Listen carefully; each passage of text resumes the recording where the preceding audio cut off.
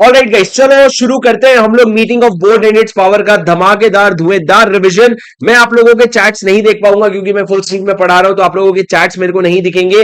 अगर आगे चल करके किसी भी तरह का लैग आएगा तो प्लीज आप लोग मैनेज कर लीजिएगा। पर अपन लोग रिवीजन शुरू करेंगे बेटा, रिवीजन शुरू करेंगे दोस्तों। इसका रिकॉर्डिंग भी हो रहा है, बाद में अगर आपको लगेगा तो मैं आप लोगों के लिए अलग से रिकॉर्डिंग अपलोड कर दूंगा अगर वीडियो जो है लाइव वो बहुत खराब गया है। चलो सर शुरू करते हैं बिना किसी देरी के, बिना बिना किसी देरी के शुरू करेंगे हम लोग रिवीजन। सर क्या चैप्टर रिवाइज करने वाले हैं बेटा आज अपन रिवाइज करने वाले meeting of board and it's power. बोलो कौन सा chapter? Meeting of board and it's power. Sir ये चैप्टर शुरू होता है सेक्शन नंबर 173 से और खत्म होता है 195 पे। 173 से शुरू होता है और 195 पे खत्म होता है दोस्तों, meeting of board and it's power. Sir सबसे पहले मैं आप लोगों को मेरे नोट से पढ़ाता हूं, मेरी बात सुनो। नोट्स में अपन लिख लिख करके पढ़ेंगे ना तो सारी चीजें अपने को वैसे ही याद हो जानी है। मेरी बात एकदम ध्यान से सुनो दोस्तों, दोस्तों मेरी बात एकदम ध्यान से सुनो दोस्तों। सबसे पहले सेक्शन 173 क्या कहता है? 173 बात करते हैं बोर्ड के मीटिंग के बारे में। तो सबसेक्शन 1 क्या कहता है? अच्छा सुनो, अगर आपको बुक से प्लेन रीडिंग चाहिए तो इसका अलग रिवीजन वीडियो भी एक बार जो मैंने पिछले अटेम्प्ट में डाला था वो काम आ जाएगा। पर मैं नोट से पिछली बार मैंने चैप्टर 1 का रिवीजन करवाया था, तुमको मजा आया था, तो मैं नोट्स में ही रिवीजन करवाऊंगा। पूरा आपका पाई टू पाई आपके नोट से मैच होगा। मेरी बात सुनो, सबसेक्शन 1 क्या कहता है? सबसेक्शन 1 ये कहता है कि अगर आप चाहो तो अगर एक कंपनी जब इनकॉर्पोरेट होती है तो उसको सबसे पहले इनकॉर्पोरेशन के 30 डेज के अंदर पहला बोर्ड मीटिंग करना होता है। उसके बाद उसको हर साल 4 बोर्ड मीटिंग करना होता है। हर साल लॉ में लिखा है सर, साल का मतलब क्या है? कैलेंडर ईयर है, कैलेंडर ईयर है। ये किसने बताया? ये हमारे सेक्रेटेरियल स्टैंडर्ड ने बताया। तो उन्होंने बोला 4 बोर्ड मीटिंग करना पड़ेगा, लेकिन 2 बोर्ड मीटिंग के बीच में मैक्सिमम 120 दिन का गैप होगा। 120 दिन से ज्यादा का गैप नहीं हो सकता। उसके बाद सर इन्होंने क्या कहा? सेक्शन 8 कंपनी के अलग नखरे थे, तो सेक्शन 8 कंपनी के लिए हमको एक्सेप्शन बनाना पड़ा और सेक्शन 8 कंपनी के लिए हमने बोला एवरी 6 कैलेंडर मंथ में उनको एक बोर्ड मीटिंग करना पड़ेगा, बस। बाकी और कुछ नहीं देखना पड़ेगा। हर 6 महीने में, हर 6 कैलेंडर मंथ में इनको क्या करना पड़ेगा? एक बोर्ड मीटिंग करना पड़ेगा। सर ये बेसिक आपका बोर्ड मीटिंग का सबसेक्शन 1 था। उसके बाद सर आप कुछ एक्सेप्शंस पढ़ने के लिए आते हो सबसेक्शन 5 में, जिसमें इन्होंने 4 कंपनी की बात की है। 1 पर्सन कंपनी जिसमें एक से ज्यादा डायरेक्टर है, स्मॉल कंपनी, डोरमेंट कंपनी या एक प्राइवेट कंपनी जो अपने आपको स्टार्टअप की तरह रजिस्टर करवा रखी है। OPC, small company, dormant company या एक प्राइवेट कंपनी जो स्टार्टअप की तरह रजिस्टर करवा रखी है और जो सेक्शन 92 और 137 का कंप्लायंस करती है। सर ये 4 कंपनी को हमने क्या बोला? बेटा देख, तेरे से ना साल में 4-4 बोर्ड मीटिंग हो नहीं पाएगा, तो तू एक काम कर, each half of calendar year में तू कर क्या कर? एक बोर्ड मीटिंग कर ले, ईच हाफ में एक बोर्ड मीटिंग कर ले। पर ये ध्यान रखना, 2 बोर्ड मीटिंग के बीच में मिनिमम गैप कितना होना चाहिए? 90 डेज का। मिनिमम 90 डेज का गैप होना चाहिए। मैक्सिमम तुम देख लो, पर मिनिमम कितना दिन का गैप होना चाहिए? 90 डेज का। और देखो each half of the calendar year में क्या करना पड़ेगा? बोर्ड मीटिंग करना पड़ेगा। सर ये सेक्शन 173 सबसेक्शन 5 था। सर मैं देखता जाऊंगा यहाँ पे नोट से, ताकि कुछ और पॉइंट छूटे तो मैं आपको बताता जाऊंगा। उसके बाद सर अगर एक 1 पर्सन कंपनी है, अगर एक 1 पर्सन कंपनी है जिसका 1 पर्सन कंपनी अगर है जिसका क्या है? 1 पर्सन कंपनी जिसका एक से कम डायरेक्टर है ना, या एक डायरेक्टर है ना, उसको ये प्रोविजन एप्लीकेबल नहीं होगा। सर क्या डायरेक्टर के लिए बोर्ड मीटिंग अटेंड करना जरूरी है? बेटा सुनो, हाँ जी हाँ, हर डायरेक्टर के लिए बोर्ड मीटिंग अटेंड करना वैसे डायरेक्टली तो जरूरी नहीं लिखा है, पर अगर आप 12 महीने तक अगर अटेंड नहीं करोगे ना, 167 में आपका ऑफिस वेकेट हो जाएगा। तो हमने बोला देख यार कर ले, वैसे तो करने के लिए तो तेरे को बोर्ड बना डायरेक्टर बनाया गया है। दूसरा सर, कोविड के लिए रिलैक्सेशन आया था एक पीरियड में, जो गैप था वो 120 डेज की जगह इन्होंने बढ़ा करके 180 डेज कर दिया था। सर अभी के लिए रेलेवेंट नहीं है, पर आपके क्वेश्चन बैंक में 1-2 क्वेश्चन दिख जाते हैं जिसमें 180 डेज वाला कॉन्सेप्ट अप्लाई हो जाता है। उसके बाद सर दूसरा पॉइंट सबसे इंपॉर्टेंट है, मेरी बात ध्यान से सुनना। सर सबसेक्शन 2 क्या कहता है कि आप जो बोर्ड मीटिंग है ना, बोर्ड मीटिंग आप 3 तरीके से अटेंड कर सकते हो। इन पर्सन कर सकते हो, वीडियो कॉन्फ्रेंसिंग से कर सकते हो, या ऑडियो विजुअल मीन्स से भी कर सकते हो। सर ये वीडियो कॉन्फ्रेंसिंग और ऑडियो विजुअल मीन्स मतलब क्या? कोई भी ऐसा मीन्स जो आपके पार्टिसिपेशंस को रिकॉर्ड कर सकता है, और दूसरा जो आपके प्रोसीडिंग्स को रिकॉर्ड कर सकता है। मतलब जो पार्टिसिपेंट्स है उनको रिकॉर्ड करके आइडेंटिफाई भी कर सकता है, और जो प्रोसीडिंग्स है ना उनको रिकॉर्ड करके स्टोर भी कर सकता है। अगर ये 2 चीज करने के लिए कोई केपेबल है ना, तो उसको ऑडियो विजुअल मीन्स बोलेंगे। मतलब सर कौन कौन मीटिंग में आया है उसको आप आइडेंटिफाई कर पा रहे हो, और प्रोसीडिंग्स को पूरा रिकॉर्ड करके स्टोर कर पा रहे हो, तो ये एक वैलिड ऑडियो विजुअल मीन्स है। अब सर मेरी बात सुनो, लॉ ने ये कहा कि कंपनी को ना नेसेसरी अरेंजमेंट करना पड़ेगा। क्या करना पड़ेगा? नेसेसरी अरेंजमेंट, ताकि एक डायरेक्टर जो है ना मीटिंग को वीडियो कॉन्फ्रेंसिंग से अटेंड कर पाए। कौन करेगा सर? कंपनी करेगा। कौन करेगा? कंपनी करेगा नेसेसरी अरेंजमेंट। उसके बाद सर हमने कहा कि कंपनी के चेयरपर्सन और कंपनी सेक्रेटरी के दो के रिस्पॉन्सिबिलिटीज आ जाते हैं। सर क्या रिस्पॉन्सिबिलिटी आते हैं? IFRS DHS, IFRS DHS. Sir यहां से पढ़ेंगे आईएफआरएस डीएचएस क्या है। सर आईएफआरएस मतलब क्या? आपको रीजनेबल केयर लेना पड़ेगा किस चीज का, कि मीटिंग का इंटेग्रिटी खराब नहीं होना चाहिए, और इंटेग्रिटी के लिए आपको सिक्योरिटी और आइडेंटिफिकेशन प्रोसीजर बनाना पड़ेगा। दूसरा आपको ध्यान रखना पड़ेगा कि आप सारे फैसिलिटीज दे रहे हो। आईएफ फैसिलिटीज क्या चीज के सर? ये फैसिलिटीज आप दे रहे हो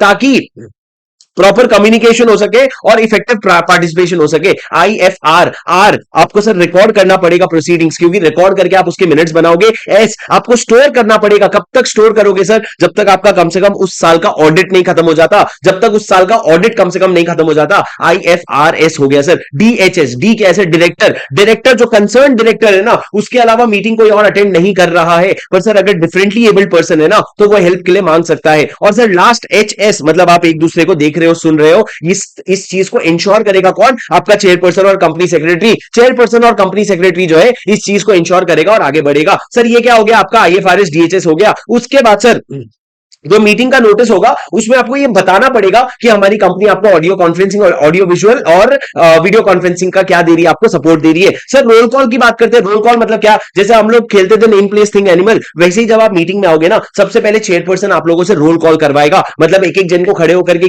खड़े होकर के मतलब एक एक जन को क्या करना पड़ेगा? नेम बताना पड़ेगा उसको। प्लेस मतलब कौन से लोकेशन से अटेंड कर रहा है वो बताना पड़ेगा। थिंग मतलब उसको सारा एजेंडा और बाकी सारे आइटम्स मिल गए कि नहीं वो बताना पड़ेगा। और एनिमल मतलब क्या? एनिमल मतलब सर गंदा सा बनाया था मैंने कि आपके अलावा कमरे में और कोई नहीं है, ऐसा आपको बताना पड़ेगा रोल कॉल में। उसके बाद सर कोरम देखा जाएगा मीटिंग का। चेयरपर्सन देखेगा मीटिंग का कोरम हुआ है कि नहीं। और अगर उसके बाद चेयरपर्सन को लगता है नहीं बेटा कोरम नहीं हुआ है, तो वो अगर कोरम हो गया तो वेरी गुड, तो वो क्या करेगा? डिक्लेयर कर देगा कि कोरम हो गया है, और साथ साथ में वो लोगों का नाम भी बता देगा जो मीटिंग अटेंड नहीं कर रहे, और उनका नाम भी बताना आपको पड़ेगा। उसके बाद सर एक अगर डायरेक्टर वीडियो कॉन्फ्रेंसिंग से अटेंड कर रहे हैं, क्या उसको कोरम में गिनेंगे? जी हाँ सर, उनको बिल्कुल कोरम में गिनेंगे। आजकल तो वीसी का ही जमाना है। सर वेन्यू क्या होगा मीटिंग का? आपको पता है ये सारी चीजें हम लोगों के लिए बहुत इंपॉर्टेंट है, इस पे क्वेश्चन भी आ चुका है। सर वेन्यू क्या होगा मीटिंग का? जो भी वेन्यू आप अपने नोटिस में लिखोगे उसको मीटिंग का वेन्यू माना जाएगा। सर स्टैट्यूटरी रजिस्टर्स की बात करते हैं, मेरी बात ध्यान से सुनो दोस्तों।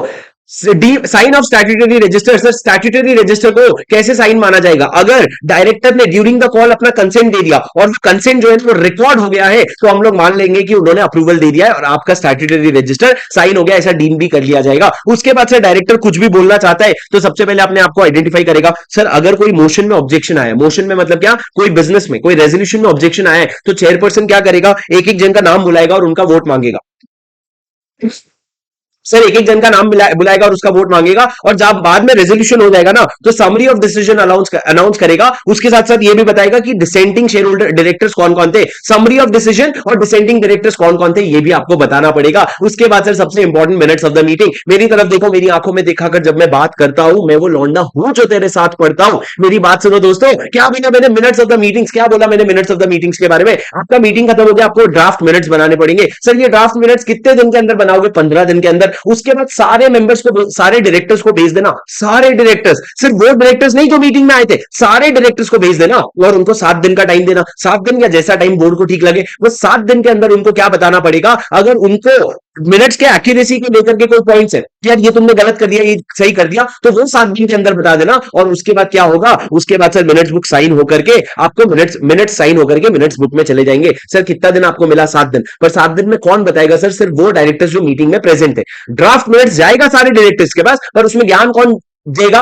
ज्ञान कौन देगा? सर मैं ये मौत को चक से छू करके वापस आ जाता हूं, किसी दिन छूट ना जाए मेरे से। मेरी बात सुनो सर, ये ज्ञान कौन देगा? ये ज्ञान सिर्फ वही डायरेक्टर्स देंगे जो मीटिंग अटेंड किए थे, उसके अलावा कोई भी डायरेक्टर नहीं देगा। समझे क्या?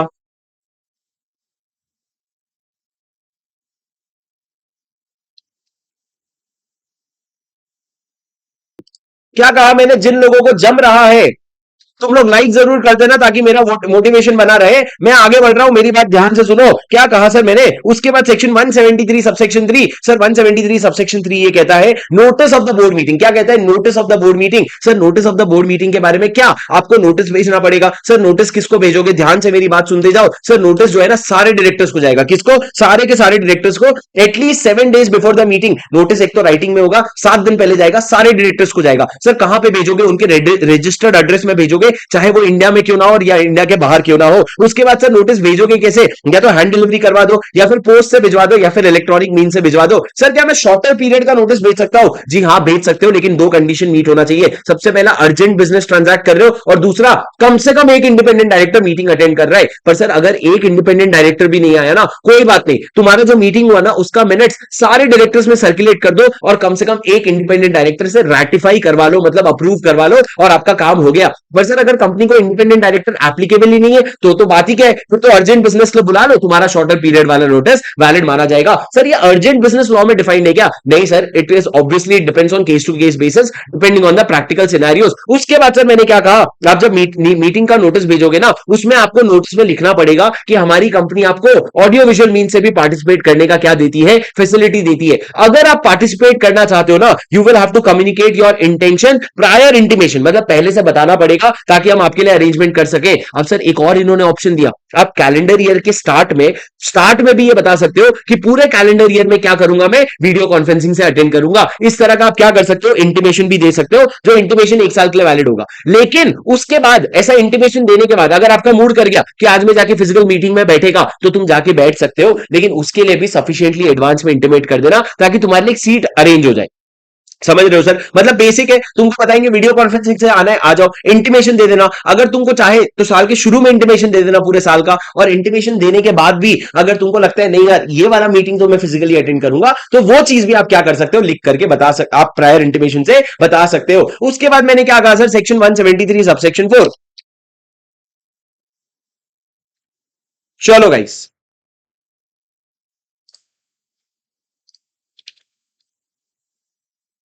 चलो भाई शुरू करते हैं वापस से। थोड़ा सा इंटरनेट का इशू आ गया था, मेरी बात सुनो। मैंने क्या कहा सर? नोटिस के बारे में हमने ये पढ़ा कि अगर नोटिस भेजने में आपकी फेलियर हो जाए ना, अगर फेलियर हो जाए ना नोटिस भेजने में बेटा, तो आपको कितने की पेनल्टी देनी पड़ेगी? 25,000 की। दोस्तों मेरे साथ साथ कमेंट पे बोलो कितने की पेनल्टी देनी पड़ेगी? 25,000 रुपए की पेनल्टी देनी पड़ेगी आपको। उसके बाद सर नोटिस भेजेगा कौन? मेरी बात ध्यान से सुनो, नोटिस भेजेगा कौन? सर ये नोटिस जो है ना, ये आपको board of director chair company secretary भेजेगा, या कोई भी पर्सन जिसको बोर्ड ने ऑथराइज कर रखा है। सर नोटिस कैसे? ईमेल से भेज सकते हो क्या? अरे बिल्कुल भेज सकते हैं ना, हैंड डिलीवरी, कुरियर, या फिर इलेक्ट्रॉनिक बोर्ड से। सर मीटिंग का एजेंडा भेजना जरूरी है क्या? सर मीटिंग का एजेंडा भेजना जरूरी नहीं है। लॉ कहता है वैसे तो जरूरी नहीं है, पर as a good secretarial practice आप भेज सकते हो। पर सर अपने को भी पता है आगे चल के एक जगह आती है जहां पे एजेंडा भेजना जरूरी हो जाता है। उसके बाद सर अगर आपने किसी मेंबर को नोटिस नहीं भेजा, Parmeshwari Prasad Gupta versus union of India, अगर आपने किसी मेंबर को नोटिस नहीं भेजा तो क्या होगा सर? डायरेक्टर को नोटिस नहीं भेजा तो लॉ ने बोला कोई बात नहीं सर, आपका जो मीटिंग है ना वो वॉइड हो जाएगा, और जो रेजोल्यूशन है वो इनवैलिड हो जाएगा unless ratified by the director. और सर उसके बाद notice of the adjourn meeting. Sir notice of the adjourn meeting मतलब क्या? Sir notice of the adjourn meeting मतलब क्या? मेरी बात ध्यान से सुनो। Notice of the adjourn meeting मतलब अगर आपका मीटिंग एडजर्न हुआ है तो क्या नोटिस भेजना जरूरी है? बेटा देखो, adjourn meeting is nothing but nearly a continuation of the original meeting. तो ओरिजिनल मीटिंग ही चल रहा है तो वैसे तो नोटिस भेजने की जरूरत नहीं है, पर 2 एक्सेप्शन है। अगर मीटिंग जो एडजर्न हुई है वो सीनेट आई एडजर्न हुई है, या एओए में लिखा हुआ है कि आप एडजर्न मीटिंग का नोटिस भेजोगे, तो आपने ही उड़ता तीर अपने में लिया है तो आपको भेजना पड़ेगा, बट अदरवाइज आपको भेजना नहीं पड़ेगा। कौन से 2 केस में भेजना पड़ेगा? अगर एओए में लिखा है भेजेंगे, और दूसरा मीटिंग सीनेट आई मतलब इनडेफिनेट पीरियड के लिए एडजर्न हुई है। सर क्या अगर सामने वाले डायरेक्टर ने बोला मेरे को नोटिस की कोई जरूरत नहीं है, तुमको भेजने की कोई जरूरत नहीं है, तो क्या तुम भेजने से बच जाओगे? नहीं सर, सामने वाला अपना राइट्स वेव ऑफ कर रहा है, इसका मतलब ये नहीं कि आप अपने ड्यूटीज को वेव ऑफ कर सकते हो। आपको नोटिस तो भेजना पड़ेगा। सर ऑल्टरनेट डायरेक्टर के केस में नोटिस क्या दोनों को दिया जाएगा? हाँ सर, नोटिस हर किसी को दिया जाएगा, original director, alternate director, additional director, interested director, independent director, सबको नोटिस जाएगा। सर क्या नोटिस इंडिया के बाहर भी भेजा जाएगा? हाँ सर, अगर कोई डायरेक्टर का एड्रेस इंडिया के बाहर है तो इंडिया के बाहर भी जाएगा। सर क्या आप सिर्फ ऑडियो मोड से, क्या आप ऑडियो मोड से मीटिंग कर सकते हो? ना जी ना सर, मीटिंग करने के लिए आपको वीडियो की भी जरूरत है, ऑडियो विजुअल दोनों चाहिए। सिर्फ ऑडियो से मीटिंग नहीं हो सकती, मतलब कॉन्फ्रेंस कॉल पे मीटिंग करने की मत सोचना। उसके बाद सर मैंने क्या कहा, उसके बाद मैंने ये कहा सेक्शन 174, मेरी बात एकदम ध्यान से सुनो सर। सेक्शन 174 सबसे पहले कहते हैं कोरम क्या होगा in case of a company, what will be the quorum. मेरे को बताओ सर, आपके हिसाब से कोरम क्या है? Quorum will be 1/3 of the total number of members और 2 members whichever is higher, whichever is higher, 1/3 of the total number of members और 2/3। पर सर सेक्शन 8 कंपनी के केस में इन्होंने कोरम क्या बोला? 25% ऑफ द मेंबर्स और 8 members whichever is lower. Section 8 company का एक एक्सेप्शन है सर, बोले 25% ऑफ मेंबर और 8% विच एवर इज लोअर। लेकिन सर कोरम में मैं आपको एक बात बताऊं, कोरम जो है मीटिंग के शुरू में होना चाहिए कि थ्रू आउट द मीटिंग होना चाहिए? बेटा quorum throughout the meeting होना चाहिए। सर यहाँ पे जो 1/3 of total number of member ले रहे हो, इसमें टोटल नंबर में किसी को एक्सक्लूड करोगे क्या? नहीं सर, किसी को एक्सक्लूड नहीं करोगे, पर अगर कोई डायरेक्टर की ऑफिस खाली है ना, वेकेटेड है ना, तो उसको टोटल नंबर ऑफ डायरेक्टर में नहीं लेना। उसके बाद सर मैंने क्या कहा, कोरम मीटिंग के शुरू में नहीं देखी जाती, थ्रू आउट द मीटिंग देखी जाती है। और उसके बाद सर दो केस अलग अलग है। अगर सर जो कंटिन्यूइंग डायरेक्टर है, मतलब कंपनी में जितने डायरेक्टर बचे हैं वो अगर मिनिमम कोरम रिक्वायरमेंट से कम हो गए हैं, जो बचे हुए डायरेक्टर है, तो वो बचे हुए डायरेक्टर क्या कर सकते हैं सर? तो लॉ ने उनको 2 पावर दिया।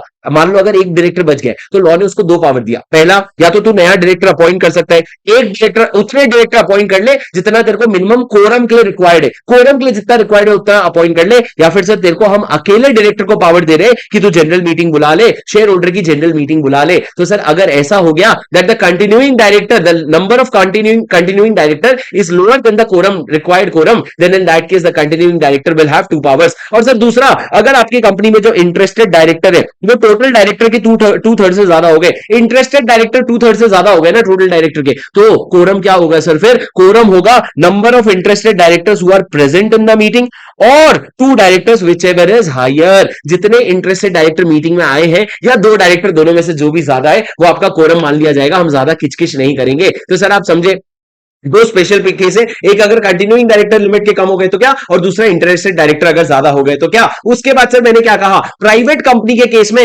सर एक बात बताओ, क्या इंटरेस्टेड डायरेक्टर जो आते हैं मीटिंग में, क्या उनको कोरम के लिए गिना जाता है? सर ये, अच्छा sorry, the number of non interested director present, यहां पे आएगा non interested directors who are present. Sir मेरे को बताओ, क्या इंटरेस्टेड डायरेक्टर को कोरम में गिना जाता है? नहीं सर, इंटरेस्टेड डायरेक्टर्स अपना इंटरेस्ट डिस्क्लोज करते हैं, पार्टिसिपेट नहीं करते और उनको कोरम में नहीं गिना जाता है। पर प्राइवेट कंपनी के केस में इंटरेस्टेड डायरेक्टर अपना इंटरेस्ट डिस्क्लोज करते हैं, पार्टिसिपेट भी करते हैं और कोरम में गिना भी उनको जाता है, उनको गिना भी जाता है। तो प्राइवेट कंपनी एक एक्सेप्शन है सर। उसके बाद अगर एक मीटिंग में कोरम नहीं हुआ तो क्या, तो क्या, अगर मीटिंग में कोरम नहीं हुआ ना बेटा, तो मीटिंग एडजर्न हो जाएगी next week, same day same time same place. Next week same day same time same place. पर अगला वीक अगर सर नेशनल हॉलिडे है ना, तो उसका नेक्स्ट सक्सीडिंग डे जो नेशनल हॉलिडे ना हो उस दिन आपको मीटिंग करनी पड़ेगी। सर क्या संडे नेशनल हॉलिडे होता है? बिल्कुल भी नहीं बेटा, ऐसी बातें शोभा भी नहीं देती अपने सीए स्टूडेंट्स को। उसके बाद सर मैंने क्या बोला, अगर एक डायरेक्टर बीसी या एबी मोड से पार्टिसिपेट कर रहा है, क्या उसको कोरम में गिनेंगे? जी हाँ बिल्कुल गिनेंगे सर। उसके बाद एक बहुत इंपॉर्टेंट पॉइंट, आपका जो आर्टिकल ऑफ एसोसिएशन है ना, एक हायर नंबर ऑफ कोरम बता सकता है। क्या बता सकता है? एक हायर नंबर ऑफ कोरम, मतलब कोरम एक लिमिट से ज्यादा का बता सकता है। समझे क्या? कोरम एक लिमिट से ज्यादा का बता सकता है। डिड यू अंडरस्टैंड और did you not understand? Yes sir, we did understand.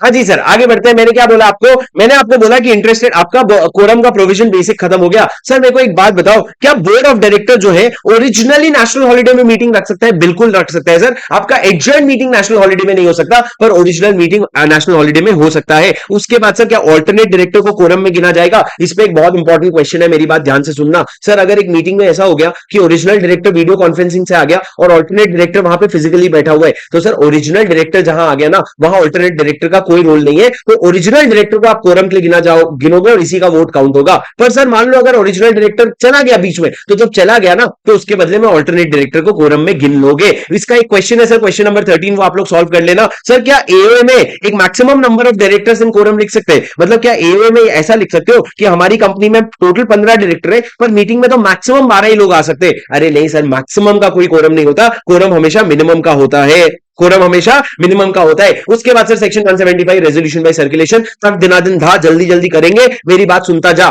Sir सुनो मैंने क्या बोला, sir resolution by circulation. Resolution by circulation किसको भेजते हो? आप एक ड्राफ्ट रेजोल्यूशन बनाते हो और वो ड्राफ्ट रेजोल्यूशन सारे डायरेक्टर्स को भेज देते हो। पर सर सारे डायरेक्टर्स को किधर भेजोगे? आप उनको भेजोगे उनका एड्रेस जो इंडिया में रजिस्टर्ड है, इंडिया के बाहर नहीं जाएगा रेजोल्यूशन बाय सर्कुलेशन, सर सारे डायरेक्टर्स को जाएगा। उसके बाद सर कैसे भेजोगे? आप उसको हैंड डिलीवरी भी कर सकते हो, पोस्ट या कुरियर भी करवा सकते हो, या इलेक्ट्रॉनिक मोड से भी भिजवा सकते हो। उसके बाद सर जब रेजोल्यूशन जाएगा ना, अगर उसमें majority of the directors who are entitled to vote, entitled to vote मतलब सर जिनका हक है, हक विद एच, जिनका हक है, अगर वो लोग वोट कर रहे हैं ना, तो फिर उसको क्या नहीं माना जाएगा? तो फिर उसको क्या मान लिया जाएगा? रेजोल्यूशन पास हो गया ऐसा मान लिया जाएगा। पर सर सुनो, क्या इंटरेस्टेड डायरेक्टर वोट कर सकते हैं? नहीं सर, सिर्फ एंटाइटल्ड डायरेक्टर वोट कर सकते हैं। और सर ये तो आपने रेजोल्यूशन भेज दिया ड्राफ्ट में, अब मेरी बात सुनो सर, ड्राफ्ट रेजोल्यूशन के अगेंस्ट ना रेजिस्टेंस भी आ सकता है। मतलब क्या? अगर 1/3 या उससे ज्यादा, अगर 1/3 या उससे ज्यादा डायरेक्टर ने ये बोला चेयरपर्सन को जाकर के कि ना जी ना, ये तुम रेजोल्यूशन बाय सर्कुलेशन कैसे कर रहे हो, ये तो बोर्ड मीटिंग में होना चाहिए, तो सर चेयरपर्सन बाउंड हो जाएगा क्या करने के लिए? उसको बोर्ड मीटिंग में वो रेजोल्यूशन रखने के लिए।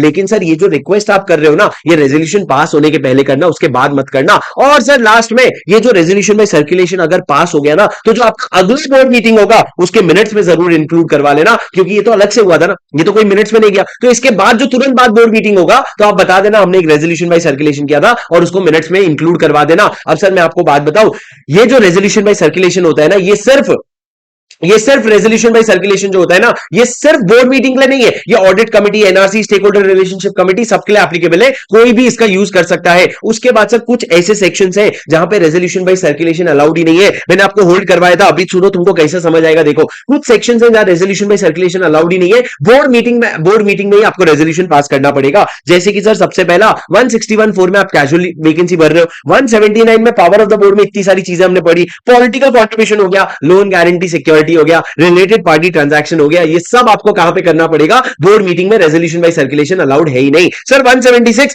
Defect in the appointment not to invalidate proceedings, मतलब क्या सर? मेरी बात ध्यान से सुनना। सर क्या हुआ अगर आपने एक डायरेक्टर को अपॉइंट कर दिया, अपॉइंट करने के बाद में कभी पता चला 1 साल 2 साल बाद कि उसका जो अपॉइंटमेंट था ना वही डिफेक्टिव था, अनइंटेंशनल था पर डिफेक्टिव था, तो जब वो अपॉइंट हुआ से लेकर के जब तक डिफेक्ट के बारे में पता चला, उस फेज में उसने जो भी काम किया ना वो वैलिड रहेगा, उसको इनवैलिड नहीं मानेंगे। पर जब उसको पता चल गया डिफेक्टिव था, उसके बाद जब उसने काम किया ना, तो वो सारे काम को क्या मानेंगे? इनवैलिड मानेंगे। तो सर जब उसको पता नहीं था तब तक सारा काम वैलिड माना जाएगा, उसके बाद का क्या माना जाएगा? इनवैलिड माना जाएगा। पर सर बस इतना ही प्रोविजन है, उससे ज्यादा इंपॉर्टेंट है नहीं। अब सर ऑडिट कमेटी की बात करते हैं। ऑडिट कमेटी देखो, मैं तुमको मेरे वन नोट में रिवाइज करवाता हूं, सुनो। सर ऑडिट कमेटी के बारे में सेक्शन 177 कहता है, सर सबसे पहला ऑडिट कमेटी का प्रोविजन किसको एप्लीकेबल है? तो मैंने कहा सुन भाई, जिसको 149 सबसेक्शन 4 का प्रोविजन एप्लीकेबल है ना, उसी को ऑडिट कमेटी अप्लाई करवा देना। मतलब क्या sir? Listed company, unlisted public company जिसका paid up share capital 10 crore या उससे ज्यादा है, टर्नओवर 100 करोड़ या उससे ज्यादा है, और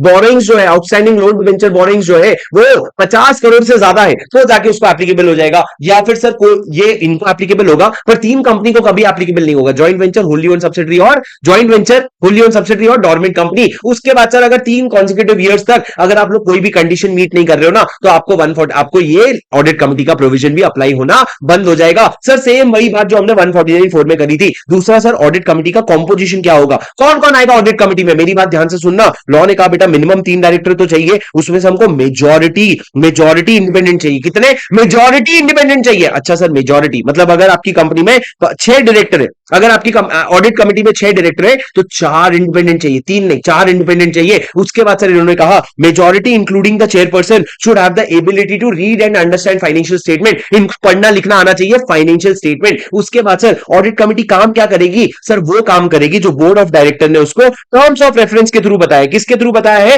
टर्म्स ऑफ रेफरेंस के थ्रू बताया है।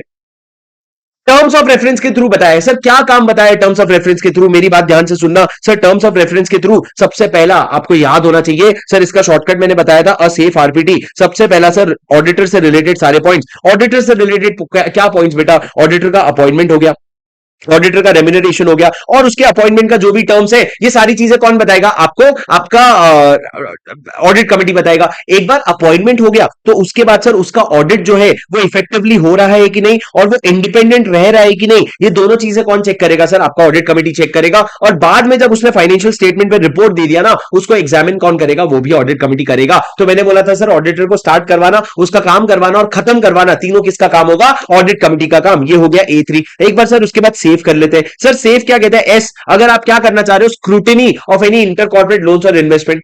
ए अगर आप क्या करना चाहते हो, सर मेरे से थोड़ा थोड़ा आगे चलो ना। एस क्या है? स्क्रूटनी। ए क्या है? असेट्स का वैल्यूएशन, अगर आप वैल्यूएशन करवा रहे हो तो। एफ एफ क्या है? इंटरनल फाइनेंशियल कंट्रोल या रिस्क मैनेजमेंट सिस्टम का इवैल्यूएशन। और E and use of the funds, अगर आपने कोई पैसा उठाया है उसका एंड यूज को कौन मॉनिटर करता है? Audit committee. फिर से सर सुन लो, स्क्रूटनी किस चीज का? इंटर कॉर्पोरेट लोन्स या इन्वेस्टमेंट का। ए असेट्स, आपके असेट्स का वैल्यूएशन, असेट्स या इन्वेस्टमेंट का। एफ क्या है? इंटरनल फाइनेंशियल स्टेटमेंट या रिस्क मैनेजमेंट का, रिस्क मैनेजमेंट सिस्टम का क्या? इवैल्यूएशन। और ई क्या है बताओ ना दोस्तों, ई लास्ट में क्या है? ई आपका क्या है बताओ मेरे को। सर अगर आप एंड यूज का मॉनिटर का, पब्लिक का से जो पैसा लिया उसका एंड यूज कौन मॉनिटर करेगा? आपका ऑडिट कमिटी करेगा। उसके बाद सर एक रिलेटेड पार्टी ट्रांजैक्शन के बारे में हमने पढ़ा कि ऑडिट कमिटी ना सारे रिलेटेड पार्टी ट्रांजैक्शन को अप्रूव करेगा। और तो और सुनो, अगर उसको जमेगा ना तो वो ओमनीबस अप्रूवल भी दे देगा। क्या दे देगा? ओमनीबस अप्रूवल भी दे देगा। पर मेरी बात ध्यान से सुनो सर, अगर ऑडिट कमिटी ने कोई रिलेटेड पार्टी ट्रांजैक्शन को अप्रूव नहीं किया और वो रिलेटेड पार्टी ट्रांजैक्शन 188 वाला नहीं है, तो आप क्या करोगे? उसको बोर्ड को रेकमेंड करोगे कि भाई मैं तो अप्रूव नहीं कर रहा हूं, पर तू देख ले, तेरे को अप्रूव करना है तो कर ले वरना मत कर। अब सर अगर ऐसा हुआ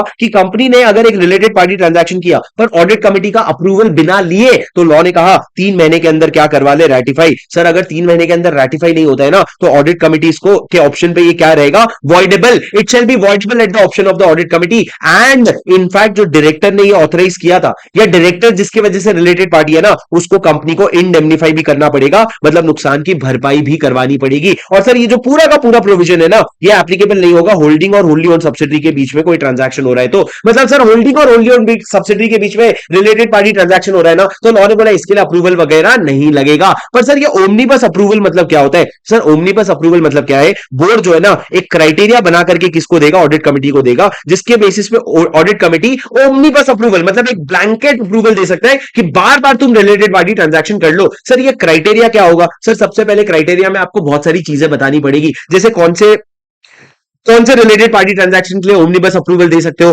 कौन सा डिस्क्लोजर आपको देना पड़ेगा जब आप ओमनीबस अप्रूवल मांगने आ रहे हो, उसमें किस तरह का रिव्यू होगा, कौन कौन से पीरियड में हम रिव्यू करेंगे, और कौन से ट्रांजैक्शन है जो प्रोहिबिटेड है जिसमें आप ओमनीबस अप्रूवल नहीं दे सकते। ये कौन बता रहा है? बोर्ड बता रहा है। मतलब सर बोर्ड बेसिकली एक सिस्टम सेट कर रहा है। अब सर जब आप ऑडिट कमिटी के पास जाओगे ना, ऑडिट कमिटी दो चीजें देखेगा, एक तो रेपिटेटिवनेस और एक दूसरा जस्टिफिकेशन। रेपिटेटिवनेस मतलब कितना रिपीटेड ट्रांजैक्शन है, और जस्टिफिकेशन मतलब क्या ऑडिट क्या यहाँ पे ओमनीबस अप्रूवल देना जस्टिफाइड भी है। एक बार दोनों चीजें चेक हो गई ना, तो ऑडिट कमिटी रेजोल्यूशन पास करेगा और रेजोल्यूशन के थ्रू ओमनीबस अप्रूवल दे देगा। सर जब आप अप्रूवल दे रहे हो ना, आपको सारी चीजें बतानी पड़ेगी। क्या बतानी पड़ेगी? आपको बताना पड़ेगा मैक्सिमम अमाउंट ऑफ ट्रांजैक्शन क्या है, पर ट्रांजैक्शन क्या मैक्सिमम अमाउंट होगा। उसके बाद सर आपको बताना पड़ेगा कौन से रिलेटेड पार्टी के साथ कौन से ट्रांजैक्शन का अप्रूवल मिला है, और आपको यह भी बताना पड़ेगा, बहुत सारी और छोटी छोटी चीजें बतानी पड़ेगी सर। उसके बाद मैंने क्या कहा? सर अगर आपको जस्टिफिकेशन नहीं मिल रहा है, अगर आपको रीजन समझ नहीं आ रहा है कि मैं ओमनीबस अप्रूवल क्यों दूं, तो क्या तब भी आप दे सकते हो? लॉ ने बोला हाँ दे सकता है, लेकिन 1 करोड़ से ज्यादा का ट्रांजैक्शन नहीं होना चाहिए, और 1 करोड़ पर ट्रांजैक्शन, 1 करोड़ पर ट्रांजैक्शन का लिमिट है, इससे ज्यादा का नहीं होना चाहिए, तो ओमनीबस अप्रूवल दे सकता है। पर सर ओमनीबस अप्रूवल की वैलिडिटी क्या रहती है? एक फाइनेंशियल ईयर। तुमने जब भी अप्रूवल लिया हो, एक फाइनेंशियल ईयर तक उसकी वैलिडिटी रहती है। उसके बाद सर लास्ट कोई चीज जिसके लिए ओमनीबस अप्रूवल नहीं दे सकते, हाँ सर अंडरटेकिंग का सेल या परचेज अगर है ना, उसके लिए ओमनीबस अप्रूवल नको दे सकते बाबा। अगर अंडरटेकिंग का सेल या परचेज है ना, उसके लिए आप ओमनीबस अप्रूवल नहीं दे सकते, अंडरटेकिंग के सेल या परचेज के लिए। सर ये आपका पूरा ओमनीबस अप्रूवल वाला पॉइंट था, उम्मीद है आपको समझ आया होगा। मैं बस ये देख ले रहा हूं कोई पॉइंट मुझसे छूटा तो नहीं। सर अच्छा मैंने क्या ये बताया कि आपको कि रैटिफिकेशन तभी होगा जब 1 करोड़ से कम का अमाउंट हो? मैंने क्या ये बताया कि रैटिफिकेशन तभी होगा जब 1 करोड़ से कम का अमाउंट हो? 1 करोड़ के ऊपर के अमाउंट का अगर होगा तो रैटिफिकेशन का ऑप्शन ही नहीं दिया है लॉ ने।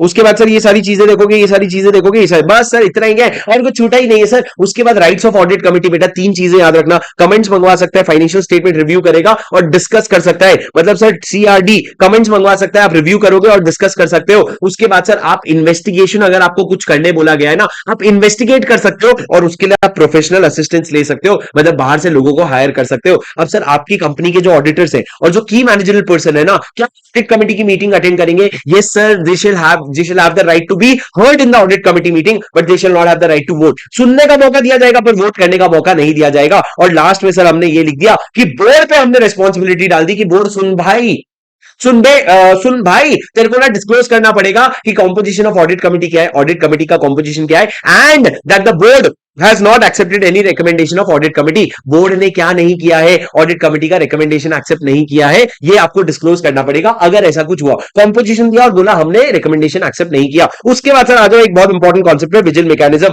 सर विजिल मैकेनिज्म क्या होता है? सबसे पहले कौन से कंपनी को एप्लीकेबल होता है? तो मैंने कहा देख बेटा, लिस्टेड कंपनी को अप्लाई कर देना, उसके अलावा हर वो कंपनी को अप्लाई कर देना जिसने पब्लिक से डिपॉजिट ले रखा है। किससे डिपॉजिट ले रखा है? पब्लिक से डिपॉजिट ले रखा है। और सर तीसरा वो कंपनी जिसका बोरोइंग जो है ना वो 50 करोड़ से ज्यादा है। ये तीनों में से कोई भी कंडीशन में मीट होगा ना तो आप उसको क्या अप्लाई करवा दोगे? उसको विजिल मैकेनिज्म का प्रोविजन। अब विजिल मैकेनिज्म से होगा क्या सर? आपको एक ऐसा सिस्टम बैठाना पड़ेगा जिससे लोग जो है ना अपना जेन्युइन कंसर्न रिपोर्ट कर सके। जेन्युइन कंसर्न क्या रिपोर्ट कर सके? जेन्युइन कंसर्न क्या कर सके? रिपोर्ट कर सके। सर ये जो मैकेनिज्म होगा इसको ओवरसी कौन करेगा? सर अगर आपकी कंपनी में ऑडिट कमिटी है तो ऑडिट कमिटी करेगा, ऑडिट कमिटी नहीं है तो आप किसी पर्सन को ऑथराइज करोगे या असाइन करोगे ये टास्क जो इस प्रोसेस को ओवरसी करेगा। सर विजिल मैकेनिज्म की एक सबसे बड़ी खासियत है कि you should make sure that there is necessary safeguard against victimization। safeguard against victimization मतलब क्या? जो जाके कंप्लेन कर रहा है उसका कोई पर्सनल नुकसान नहीं हो जाना चाहिए। इस चीज का आप क्या करोगे? इस चीज का आप ध्यान रखोगे। और तो और सर अगर कंसर्न जो है ना बहुत बड़ा है ना तो आप उस बंदे को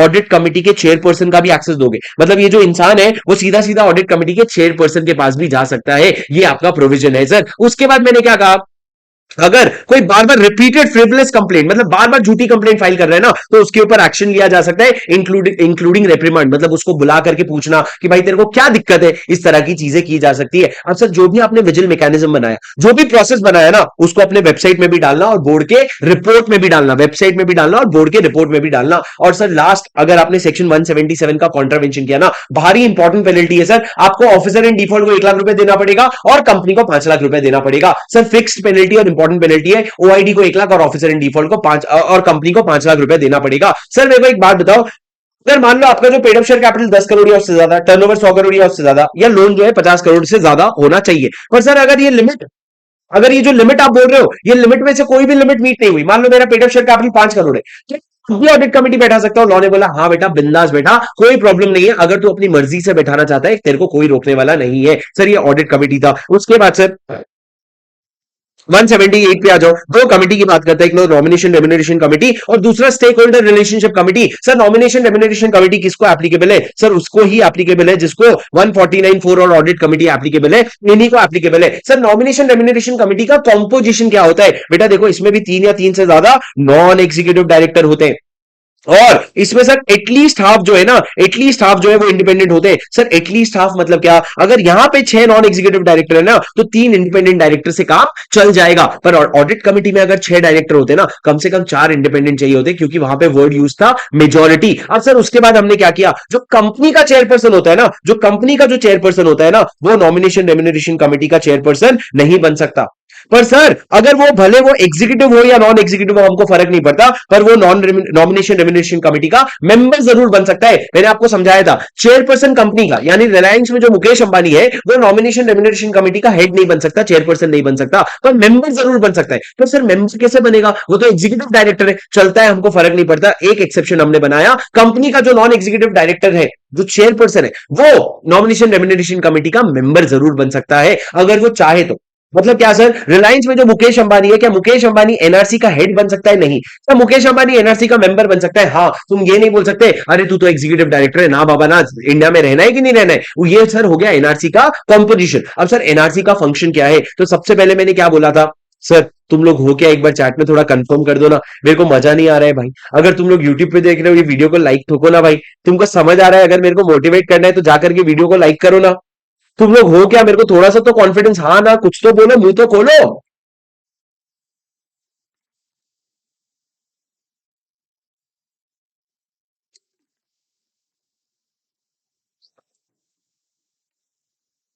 ठीक है, चलो हो, ओके।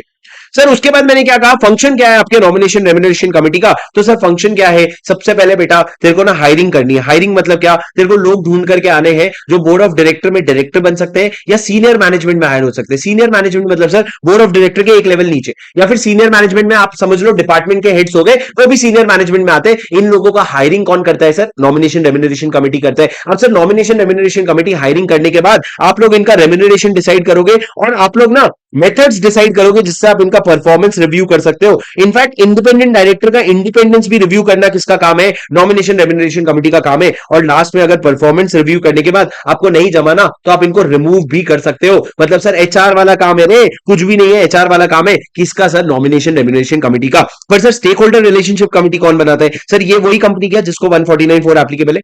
नहीं sir, stakeholder relationship committee हर वो कंपनी बनाती है जिसके 1000 से ज्यादा स्टेक होल्डर हो गए, मतलब आपके डिवेंचर होल्डर हो गए, इक्विटी शेयर होल्डर हो गए। साल में कभी भी इन चारों को मिला करके, अकेले नहीं, debenture holder, equity holder, preference holder को मिला करके 1000 से ज्यादा कभी भी चला गया ना, उस कंपनी को एसआरसी का प्रोविजन एप्लीकेबल हो जाएगा। सर एसआरसी का प्रोविजन अगर एप्लीकेबल हुआ ना, कॉम्पोजिशन क्या होगा? हमने बोला देख यार ज्यादा अपने को पता नहीं है, बस चेयरपर्सन जो होगा ना एनआरसी का, एसआरसी का, उसको एक नॉन एग्जीक्यूटिव डायरेक्टर रखना, बाकी जो है वो बोर्ड डिसाइड कर लेगा। तो हेड है ना, उसको एक नॉन एग्जीक्यूटिव डायरेक्टर रख देना, बाकी जो है वो बोर्ड डिसाइड कर लेगा। सर इनका फंक्शन क्या होगा? इनका फंक्शन होगा ग्रीवेंसेस एड्रेस करना इन्वेस्टर के। अगर कोई भी इन्वेस्टर ने कंप्लेन किया है तो उसको एड्रेस करना। क्लास में मैंने आपको रिलायंस का दिखाया था ग्रीवेंसेस रीड्रेसल वाला। अब सर मेरी बात सुनो, ग्रीवेंसेस एड्रेस करना पड़ेगा, पर अगर आपने गुड फेथ, अगर आपने करने की कोशिश की, एड्रेस करने की कोशिश की, गुड फेथ में करने की कोशिश की, पर फिर भी अगर एड्रेस नहीं हो पाया ना, तो आपको कोई कॉन्ट्रावेंशन नहीं होगा, कोई कॉन्ट्रावेंशन नहीं होगा, आप पे कोई पनिशमेंट नहीं आएगा। पर सर अदरवाइज अगर आपने कॉन्ट्रावेंशन किया इस सेक्शन का, तो आप पे पेनल्टी कितना लगेगा? कंपनी पे 5 लाख का और ऑफिसर इन डिफॉल्ट पे 1 लाख रुपए का पेनल्टी लगेगा। सर कुछ कॉमन पॉइंट्स बता दूं, ये दोनों जो कमिटी है ना, एनआरसी और स्टेक होल्डर रिलेशनशिप कमिटी, और इनफैक्ट जो ऑडिट कमिटी है उसका भी जो चेयरपर्सन है ना, चेयरपर्सन जो है उसको एनुअल जनरल मीटिंग अटेंड करना पड़ेगा और आंसर करना पड़ेगा। चेयरपर्सन नहीं तो चेयरपर्सन के बिहाफ में कोई पर्सन ऑथराइज्ड होगा, उसको अटेंड करना होगा, पर आपको मीटिंग अटेंड करके आपको आंसर करना पड़ेगा शेयर होल्डर्स को। आपको क्या करना पड़ेगा? आंसर करना पड़ेगा शेयर होल्डर को। सर ये क्या हो गया? 178 भी हो गया। सर 179 क्या कहता है? बहुत आसान है। 179 talks about the power of the board of director. Sir board हर वो चीज कर सकता है जो कंपनी कर सकती है, पर शर्त यह है एमओए एओए के दायरे के अंदर रह करके करना, और वो चीज मत करना जो शेयर होल्डर को करने के लिए बोला गया है। सर क्या बोर्ड ऑफ डायरेक्टर के पावर को रेस्ट्रिक्ट कर सकता है? हाँ sir, share holder board of director के पावर को रेस्ट्रिक्ट कर सकता है, लेकिन वो रेस्ट्रिक्शन प्रोस्पेक्टिवली अप्लाई होगा, मतलब आने वाले चीजों के लिए अप्लाई होगा, प्रोस्पेक्टिवली अप्लाई नहीं होगा। सर वैसे तो बोर्ड रेजोल्यूशन ना, बोर्ड का डिसीजन ना दो तरीके से होता है, बोर्ड मीटिंग में और रेजोल्यूशन बाय सर्कुलेशन में। पर हमने कहा कि कुछ ऐसी चीजें हैं जिसके लिए आपको रेजोल्यूशन बाय सर्कुलेशन करना अलाउड ही नहीं है, बोर्ड मीटिंग करना पड़ेगा। सर इसको आपको याद करवाने के लिए मैंने 5 पार्ट में डिवाइड किया था, cash inflow, cash outflow, financial statement, बड़ी बड़ी बातें और अदर्स। सर कैश इनफ्लो में क्या आता है आपका? कैश इनफ्लो और आउटफ्लो के बारे में समझो। सर कैश इनफ्लो आउटफ्लो में क्या आता है? अगर आपने कोई शेयर्स का क्या किया, कॉल किया, अगर कोई अनपेड पैसा था उसका कॉल किया, या आपने नया शेयर्स या सिक्योरिटीज इशू किया या डिबेंचर इशू किया इंडिया में या इंडिया के बाहर, या फिर अगर बाईबैक कर लिया सर आपने अंडर सेक्शन 68, अगर आपने बाईबैक कर लिया under 68, sir buyback under 68 board कितने तक का कर सकते हैं? बोर्ड का एक लिमिट है सर, बोर्ड जो है ना 10% of paid up equity share capital free reserve तक का ही आप बाईबैक कर सकते हो। अगर इतना बाईबैक कर लिया ना तो वो भी चलता है, पर आपको बोर्ड मीटिंग में करना पड़ेगा। उसके अलावा मैंने क्या कहा सर, अगर आप पैसा बोरो कर रहे हो या पैसा आप इन्वेस्ट कर रहे हो, या अगर आप लोन दे रहे हो या गारंटी या सिक्योरिटी दे रहे हो, तो लॉ ने बोला ये सब चीज करने के लिए ना बोर्ड मीटिंग में रेजोल्यूशन पास करना। बेटा आप ध्यान से दिमाग लगा के देख लो, या तो कैश इनफ्लो हो रहा है या कैश आउटफ्लो हो रहा है। सर फाइनेंशियल स्टेटमेंट में हमने क्या बोला, अगर फाइनेंशियल स्टेटमेंट या बोर्ड के रिपोर्ट का अप्रूवल मांग रहे हो, बोर्ड के रिपोर्ट का अप्रूवल मांग रहे हो, तो बोर्ड के मीटिंग में करो। उसके बाद सर बड़ी बड़ी बातों में हमने बोला 4 बातें। अगर आप डाइवर्सिफिकेशन की बात करो, ये चेयर अपने आप गिर रहा है भाई, ये देखो लुढ़क गया। ठीक है सर, अगर आप डाइवर्सिफिकेशन की बात करो, टेक ओवर, अमेलगमेशन, मर्जर की बात करो, diversification, takeover, acquisition, amalgamation, merger, diversification, takeover, acquisition, amalgamation, merger, ये बड़ी बड़ी बातें करो ना, तो बेटा तुमको बोर्ड मीटिंग में कर लेनी चाहिए। और अदर्स में क्या आता है सर? पीए के, पी क्या हो गया सर? पॉलिटिकल कॉन्ट्रीब्यूशन करना चाहते हो। ए ऑडिटर का अपॉइंटमेंट करना चाहते हो, ऑडिटर का अपॉइंटमेंट, कौन सा ऑडिटर सर? इंटरनल ऑडिटर या फिर सेक्रेटेरियल ऑडिटर। और के क्या है सर? की मैनेजरल पर्सन का अपॉइंटमेंट या रिमूवल करना चाहते हो, तो आपको ये सारी चीजें कहां करनी पड़ेगी? बोर्ड मीटिंग में करनी पड़ेगी। पर सर लॉ ने एक्सेप्शन किया। ये 3 चीजों के लिए लॉ ने क्या बोला, अगर सेक्शन 8 कंपनी चाहे ना तो ये 3 चीजें आरबीसी से भी कर सकती है। क्यों सेक्शन 8 कंपनी को खुद ही बोले मेरे लिए कुछ अलग सा बनाओ, ये ले। उसके बाद सर हमने ये कहा कि कंपनी अगर चाहे ना तो बोर्ड मीटिंग में रेजोल्यूशन पास करके इस पावर को क्या कर सकती है? डेलीगेट। कौन से पावर को सर? जो पावर हमने डब्बे में डाल रखा है। सर डेलीगेट किसको करोगे? या तो आप अपने किसी कमिटी को करोगे, जैसे कि फाइनेंस कमिटी हो गया, या फिर सर आप अपने किसी मैनेजर को या मैनेजिंग डायरेक्टर को या प्रिंसिपल ऑफिसर को या ब्रांच के प्रिंसिपल ऑफिसर को को डेलीगेट करोगे, पर इन लोगों को आप डेलीगेट कर सकते हो। अब सर ये जो प्रोविजन है ना बोरिंग का, इन्वेस्टमेंट का, तुम ध्यान रखो बैंकिंग कंपनी को अप्लाई नहीं होगा। मतलब बैंकिंग कंपनी अगर पब्लिक से पैसा ले रही है या बैंकिंग कंपनी दूसरे बैंकिंग कंपनी में डिपॉजिट कर रही है तो उसको बोरिंग इन्वेस्टमेंट नहीं मानना। और सर एक इंपॉर्टेंट पॉइंट ध्यान रखो सर, जब हम बोरो बोल रहे हैं ना, बोरो मतलब क्या, जब तुमने पहली बार ओडीसीसी का लिमिट लिया ना, या फिर जब वो लिमिट को बढ़ाया तो वो उसको क्या कहते हैं, बोरिंग। पर सर जब एक बार आपने मान लो 100 करोड़ का ओडीसीसी लिमिट अप्रूव करवा लिया, अब वो 100 करोड़ में से 1 करोड़ निकाल रहे हो, 2 करोड़ डाल रहे हो, 5 करोड़ निकाल रहे हो, इस तरह के ट्रांजैक्शन कर रहे हो ना, तो उसको बोरोइंग नहीं माना जाएगा। मतलब जब एक बार प्राइमरली अप्रूवल लेने जा रहे हो तब आपको बोर्ड का इसका अप्रूवल लगेगा बोर्ड मीटिंग में, अदरवाइज आपको बोर्ड का अप्रूवल नहीं लगेगा। ठीक है सर। सर क्या आपको मेरी बात समझ आ रही है? हम सेक्शन 179 पढ़ रहे हैं। उसके बाद सर मैंने आपको क्या पूछा, क्या शेयर होल्डर बोर्ड के पावर एक्सरसाइज कर सकते हैं? ना जी ना, शेयर होल्डर बिल्कुल भी बोर्ड के पावर एक्सरसाइज नहीं कर सकते। फिर 3 केसेस है सर एक्सेप्शन। पहला, अगर बोर्ड ऑफ डायरेक्टर का मालाफाइड एक्शन है, मतलब मालाफाइड तरीके से या फिर गलत तरीके से काम कर रहा है। दूसरा, अगर सारे के सारे डायरेक्टर्स इंटरेस्टेड हो गए। और तीसरा, अगर मैनेजमेंट में डेडलॉक हो गया तो फिर किसको इंटरफियर करना पड़ेगा सर? आपके शेयर होल्डर को इंटरफियर करना पड़ेगा। उसके बाद सर सेक्शन 180 बहुत इंपॉर्टेंट है, मैं आपको समरी के फॉर्म में समझा रहा हूं। सर सेक्शन 180 क्या कहते हैं सर? रिविजन है, ध्यान रखना बेटा, रिवीजन है। रिवीजन है। हम लोग 10-10 घंटे का कंटेंट 1 घंटे में रिवाइज कर रहे हैं, तो सर कंटेंट पूरा डिटेल मिलेगा पर रिपीटेशन नहीं मिलेगा। तो मेरे को आपका पूरा अटेंशन चाहिए दोस्तों। मैंने क्या कहा सर, 4 चीजें हैं। Restriction on the power of the board, मतलब बोर्ड रेजोल्यूशन तो लगेगा ही, साथ में एसआर भी पास करना पड़ेगा। कौन सी 4 चीजें हैं सर? ध्यान से सुनना। सबसे पहला सर सबसेक्शन 1 का क्लॉज ए, अगर आप सेल लीज या डिस्पोज करना चाहते हो किसी अंडरटेकिंग को, होनली या सिग्निफिकेंटली द होल, अगर आप सेल लीज या डिस्पोज करना चाहते हो अंडरटेकिंग को, सर अंडरटेकिंग मतलब क्या? जिसमें आपने 20% या उससे ज्यादा इन्वेस्टमेंट कर रखा है, या फिर 20% से ज्यादा उसमें क्या लगा रखा है, टोटल इनकम का 20% से ज्यादा उससे आता है। या तो नेटवर्थ का 20% से ज्यादा इन्वेस्ट कर रखा है, या टोटल इनकम का 20% से ज्यादा उससे आता है, तो ये अंडरटेकिंग हो गई। ये अंडरटेकिंग को पूरा का पूरा बेच रहे हो या सिग्निफिकेंटली? सिग्निफिकेंटली मतलब 20% बेच रहे हो, तो लॉ ने बोला तेरे को क्या करना पड़ेगा, एसआर पास करके अप्रूवल लेना पड़ेगा। पर सर सुनो, ये अगर आप सेल जो कर रहे हो ऑर्डिनरी कोर्स ऑफ बिजनेस में कर रहे हो, मतलब आपका रोज रोज का बिजनेस है, इतना बड़ा बड़ा रियल एस्टेट बनाया और बेच दिया, तो कर लो, फिर कोई आपको एसआर पास करने की जरूरत नहीं है। और सर दूसरा, मान लो अगर आपने एसआर पास किए बिना बेच दिया,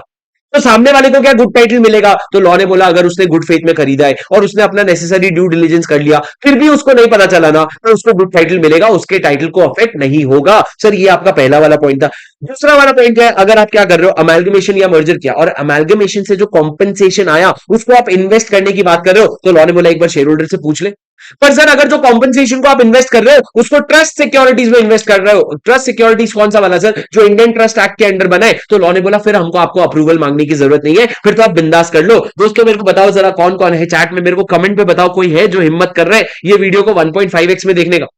कोई है जो 1.5x पे वीडियो को देख रहा है? और हद तो तब हो जाए जब 2x पे देख रहे हो। पर मेरी बात सुनो दोस्तों, 1x पे देखो, मैं ऑलरेडी 3x पे चल रहा हूं, मेरी बात सुनो। दूसरा वाला क्या हो गया? अमेल्गमेशन और मर्जर हो गया। तीसरा वाला क्या हो गया? एल सर, एल नहीं वो वाला नहीं। एल मतलब क्या सर? अगर आपका एग्जिस्टिंग बोरिंग प्लस जो प्रपोज्ड बोरिंग है वो लिमिट से ज्यादा है। लिमिट क्या है? Paid up share capital plus free reserve plus security premium account. Sir ये लिमिट से ज्यादा है। सर देखो सिक्योरिटी प्रीमियम अकाउंट तो क्वेश्चन में दिया रहेगा। सर फ्री रिजर्व मतलब क्या? हर वो रिजर्व जो डिविडेंड के डिस्ट्रीब्यूशन के लिए अवेलेबल है, डिविडेंड के डिस्ट्रीब्यूशन के लिए अवेलेबल है। Sir paid up share capital में प्रेफरेंस भी आ जाता है और इक्विटी भी आ जाता है, प्रेफरेंस भी आ जाता है और इक्विटी भी आ जाता है। सर अब एग्जिस्टिंग और प्रपोज्ड बोरिंग में आप अपने कंपनी का सारा बोरिंग लोगे, पर ध्यान रखना अगर सर आपने कोई टेम्पररी लोन ले रखा है, किससे? कंपनी के बैंकर से, और वो भी ऑर्डिनरी कोर्स ऑफ बिजनेस में, तो सर उसको आप इंक्लूड नहीं करोगे। सर टेम्पररी लोन मतलब क्या? जो पेबल ऑन डिमांड है या फिर जो 6 महीने के अंदर अंदर पेबल है, वो अगर आपने कंपनी के बैंकर से लिया है ना और ऑर्डिनरी कोर्स ऑफ बिजनेस में, तो उसको ऊपर की लिमिट में इंक्लूड नहीं करोगे। पर सर यही पैसा जो है ना, अगर आपने केपेक्स को फाइनेंस करने के लिए लिया था, कैपिटल एक्सपेंडिचर के लिए लिया था, तो आपको इंक्लूड करना पड़ेगा।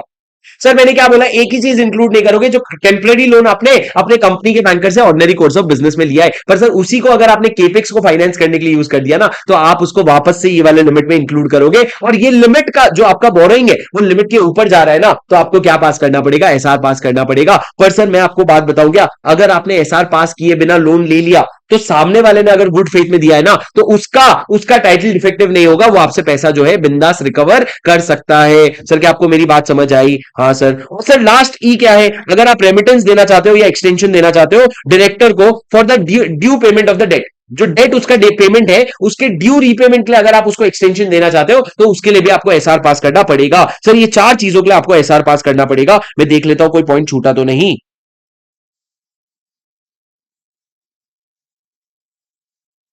कुछ नहीं छूटा रे, सब हो गया सर। मेरे को एक बात बताओ, ये सारी चीजें हो गई और इसमें कुछ आपको पढ़ने की जरूरत नहीं है सर। अब उसके बाद 3 सेक्शन और पढ़ लो मेरे साथ सर। सेक्शन 181, 182, 183। देखो तो इसको एक पेज में समराइज कर सकते हैं क्या? 181 ये कहता है कि अगर एक पब्लिक कंपनी है या प्राइवेट कंपनी है, अगर एक पब्लिक कंपनी है या प्राइवेट कंपनी है, वो अगर चैरिटेबल कंट्रीब्यूशन करना चाहती है ना, तो वो कर सकती है। पर सर अगर वो 5% of average net profit of 3 financial year, पिछले 3 साल के नेट प्रॉफिट के 5% से ज्यादा अगर है ना, 3 साल के नेट प्रॉफिट के 5% से ज्यादा अगर है ना, तो आपको क्या करना पड़ेगा? शेयर होल्डर का ओआर से अप्रूवल लेना पड़ेगा। पर लिमिट के कम है तो बोर्ड रेजोल्यूशन से काम हो जाएगा। सर लिमिट क्या है? पिछले 3 फाइनेंशियल ईयर के एवरेज नेट प्रॉफिट का 5% या उससे ज्यादा। पिछले 3 फाइनेंशियल ईयर के एवरेज नेट प्रॉफिट का 5% या उससे ज्यादा, ये आपका लिमिट है सर। क्या आपको मेरी बात समझ आई?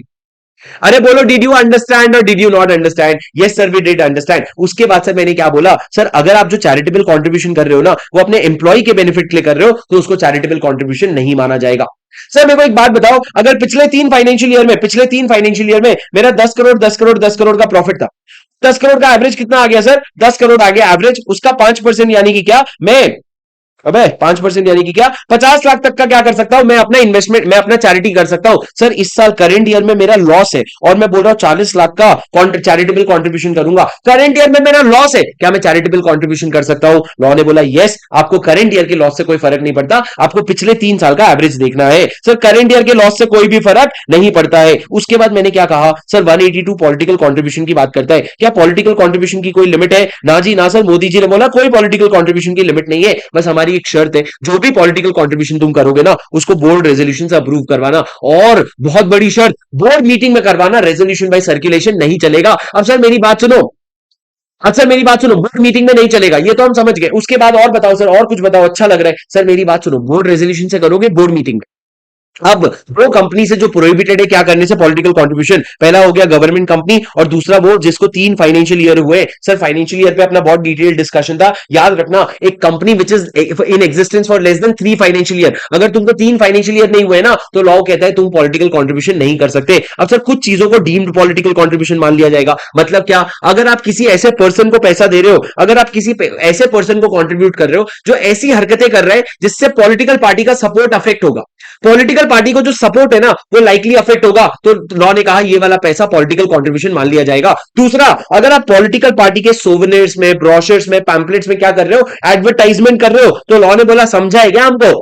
कुछ समझ रखा है क्या? उसको भी हम क्या मान लेंगे? डीम्ड एडवर्टाइजमेंट मान लेंगे, डीम्ड पॉलिटिकल कंट्रीब्यूशन मान लेंगे। लॉ ने बोला सुन बे, पॉलिटिकल कंट्रीब्यूशन अगर कर रहे हैं ना, पीएनएल में अमाउंट दिखाना पड़ेगा तेरे को कि इतने का हमने पॉलिटिकल कंट्रीब्यूशन किया है। लेकिन सर वो तो ठीक है, साथ साथ में आपको बहुत ध्यान रखना पड़ेगा पॉलिटिकल कंट्रीब्यूशन का। सर या तो अकाउंट पे ही चेक से होगा, या अकाउंट पे ही बैंक ड्राफ्ट से होगा, या कोई भी और इलेक्ट्रॉनिक क्लियरिंग सिस्टम से होगा, पर कैश में करने का मत सोचना। अकाउंट पे ही चेक, अकाउंट पे ही बैंक ड्राफ्ट, या फिर इलेक्ट्रॉनिक क्लियरिंग सिस्टम। उसके बाद सर पीएनएल में डिस्क्लोज नहीं करना पड़ेगा अगर तुम इलेक्टोरल ट्रस्ट कंपनी के थ्रू रूट कर रहे हो। किसके through? Electoral trust company. Sir वैसे अगर आप बीजेपी को 10 करोड़ दे रहे हो, अडानी को 10, कांग्रेस को 10 करोड़ दे रहे हो, तो सर दोनों का अलग अलग आपको दिखाना पड़ता है। पर दोनों को अलग अलग देने की जगह अगर आपने इलेक्टोरल ट्रस्ट कंपनी में डाल दिया ना, तो लॉ कहता है फिर तेरे को स्प्लिट नहीं दिखाना पड़ेगा। फिर तू बोल सकता है पीएनएल में कि मैंने सीधा सीधा 20 करोड़ दिया इलेक्टोरल ट्रस्ट कंपनी को, मेरे को बीजेपी को कितना, कांग्रेस को कितना, वो दिखाना नहीं पड़ेगा। और सर लास्ट में अगर आपने कॉन्ट्रावेंशन किया ना, तो आप पे पेनल्टी लगेगी। कितने की पेनल्टी लगेगी सर? आपको पेनल्टी लगेगी up to 5 times the amount of contribution company को, और ऑफिसर इन डिफॉल्ट को तो 6 महीने तक की जेल भी होगी, और साथ में 5 गुना का क्या लगेगा? पेनल्टी देना पड़ेगा। सर ये पूरा प्रोविजन है आपके सेक्शन 182 का, जो बात करता है पॉलिटिकल कंट्रीब्यूशन के बारे में। पर सर आपको एक बात बताऊं, पॉलिटिकल कंट्रीब्यूशन का जो प्रोविजन है ना, it is not withstanding anything contained in any other provision of this act. मतलब ये पूरे एक्ट को क्या करता है? ओवरराइड कर डालता है। उसके बाद सर 183 क्या कहता है? बहुत आसान है, contribution to national defence fund. Law कहता है यहां पे कहीं नहीं रोक लगाएंगे, हम तो ये बोल रहे हैं not withstanding this act, not withstanding MOA, AOA, agreement, कुछ भी विथस्टैंडिंग नहीं करेंगे। सबसे ऊपर ये है, वो कह रहा है कि कोई बोर्ड ऑफ डायरेक्टर है, या बोर्ड ऑफ डायरेक्टर का कोई पावर एक्सरसाइज करता हुआ बंदा, या शेयर होल्डर है जो जनरल मीटिंग में चाहते हैं कि हम पैसा एनडीएफ को डोनेट करें, नेशनल डिफेंस फंड को, या सिमिलर फंड को डोनेट करें। लॉ कहता है तुम डोनेट कर सकते हो, कंट्रीब्यूट कर सकते हो, कोई तुमको नहीं रोकेगा। और साथ साथ में तुम अपने पीएनएल में टोटल अमाउंट डिस्क्लोज भी करोगे। क्या करोगे? पीएनएल में टोटल अमाउंट डिस्क्लोज भी करोगे कि हमने नेशनल डिफेंस फंड को कितना कंट्रीब्यूट किया है। सर क्या मोड वगैरह की बातें, कोई टाइम लिमिट, कुछ भी हमने बताया नहीं है, सिर्फ हमने बेसिक इतना सा बताया है कि तुम कंट्रीब्यूट कर सकते हो। उसके बाद सर आ जाओ सेक्शन 184, 185, 186, बहुत बड़े बड़े प्रोविजन है। 184, 185, 186, मेरे को आपका इसमें 100% अटेंशन चाहिए, मेरी बात एकदम ध्यान से सुनना। सर 184 क्या कहता है बेटा? 184 कहता है दो तरह का डिस्क्लोजर देना है, जो एक जनरल डिस्क्लोजर हो गया, एक स्पेसिफिक डिस्क्लोजर हो गया। मेरी बात एकदम ध्यान से सुनना। वो कहता है हर डायरेक्टर जो है ना कंपनी को जाकर के एमबीपी 1 फाइल करेगा, और एमबीपी 1 में वो अपना कंसर्न या इंटरेस्ट बताएगा। बॉडी कॉर्पोरेट में, कंपनी में, फर्म्स में, एसोसिएशन ऑफ इंडिविजुअल्स में, हर जगह वो अपना कंसर्न या इंटरेस्ट बताएगा जहां जहां पे वो इंटरेस्ट रखता है, और कंपनी को बताएगा। कंपनी को बताएगा यानी कि सर बोर्ड ऑफ डायरेक्टर को बताएगा। कब बताएगा सर बोर्ड ऑफ डायरेक्टर को? आपका जो फर्स्ट बोर्ड मीटिंग है जो आप अटेंड कर रहे हो उसमें बताओगे, फर्स्ट बोर्ड मीटिंग हर फाइनेंशियल ईयर का उसमें बताओगे, और कभी भी आपका कंसर्न या इंटरेस्ट चेंज होता है या अफेक्ट होता है ना, तब आपको डिस्क्लोज करना पड़ेगा एमबीपी 1 में। ये क्या हो गया सर? ये बेसिक पॉइंट हो गया जिसमें हमने समझा कि आपको जनरल डिस्क्लोजर देना पड़ता है। फिर बात करते हैं स्पेशल डिस्क्लोजर की। सर स्पेशल डिस्क्लोजर में क्या करोगे आप? स्पेसिफिक डिस्क्लोजर में मेरी बात ध्यान से सुनना। सर अगर ये कंपनी है, कंपनी अगर किसी के साथ कोई कॉन्ट्रैक्ट या अरेंजमेंट कर रही है जिसमें आपका जो डायरेक्टर है ना वो अगर इसमें इंटरेस्टेड है, तो डायरेक्टर अपना कंसर्न डिस्क्लोज करेगा और वो उस ट्रांजैक्शन में पार्टिसिपेट नहीं करेगा। पर सर इंटरेस्टेड मतलब क्या? जब आप कह रहे हो इंटरेस्टेड है, तो इंटरेस्टेड मतलब क्या?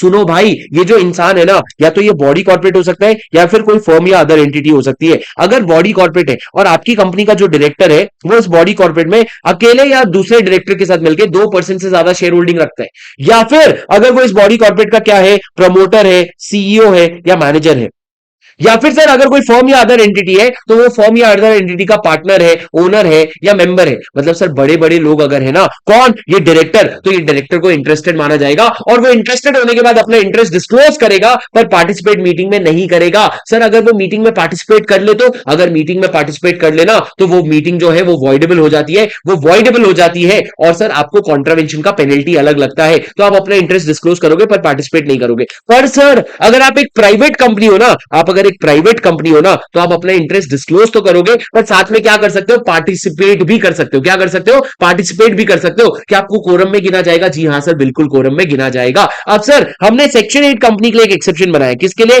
सेक्शन 8 कंपनी के लिए हमने एक एक्सेप्शन बनाया। हमने बोला बेटा ये जो ऊपर प्रोविजन है ना, ये तभी लगेगा अगर एक कंपनी अपने रिलेटेड पार्टी के साथ ट्रांजैक्शन कर रही है, और वो भी अमाउंट कितने से ज्यादा? 1 लाख से ज्यादा। अगर 1 लाख से ज्यादा का ट्रांजैक्शन कर रहे हो तभी आपको ये प्रोविजन एप्लीकेबल होगा, अगर आप एक अगर आप एक सेक्शन 8 कंपनी हो। और सर लास्ट मेरी बात ध्यान से सुनना, बहुत इंपॉर्टेंट, ये एग्जाम का एक पॉइंट भी है। सर अगर एक कंपनी और दूसरी कंपनी के बीच में कोई कॉन्ट्रैक्ट या अरेंजमेंट हो रहा है ना, तो इस कंपनी के डायरेक्टर को इसमें इंटरेस्टेड तभी माना जाएगा अगर वो 2% या उससे ज्यादा paid up share capital hold करता है, तभी माना जाएगा सर, वरना इंटरेस्टेड नहीं माना जाएगा। अगर 2% या उससे ज्यादा paid up share capital hold करता है तभी उसको इंटरेस्टेड माना जाएगा, वरना इंटरेस्टेड नहीं मानोगे। सर मतलब क्या?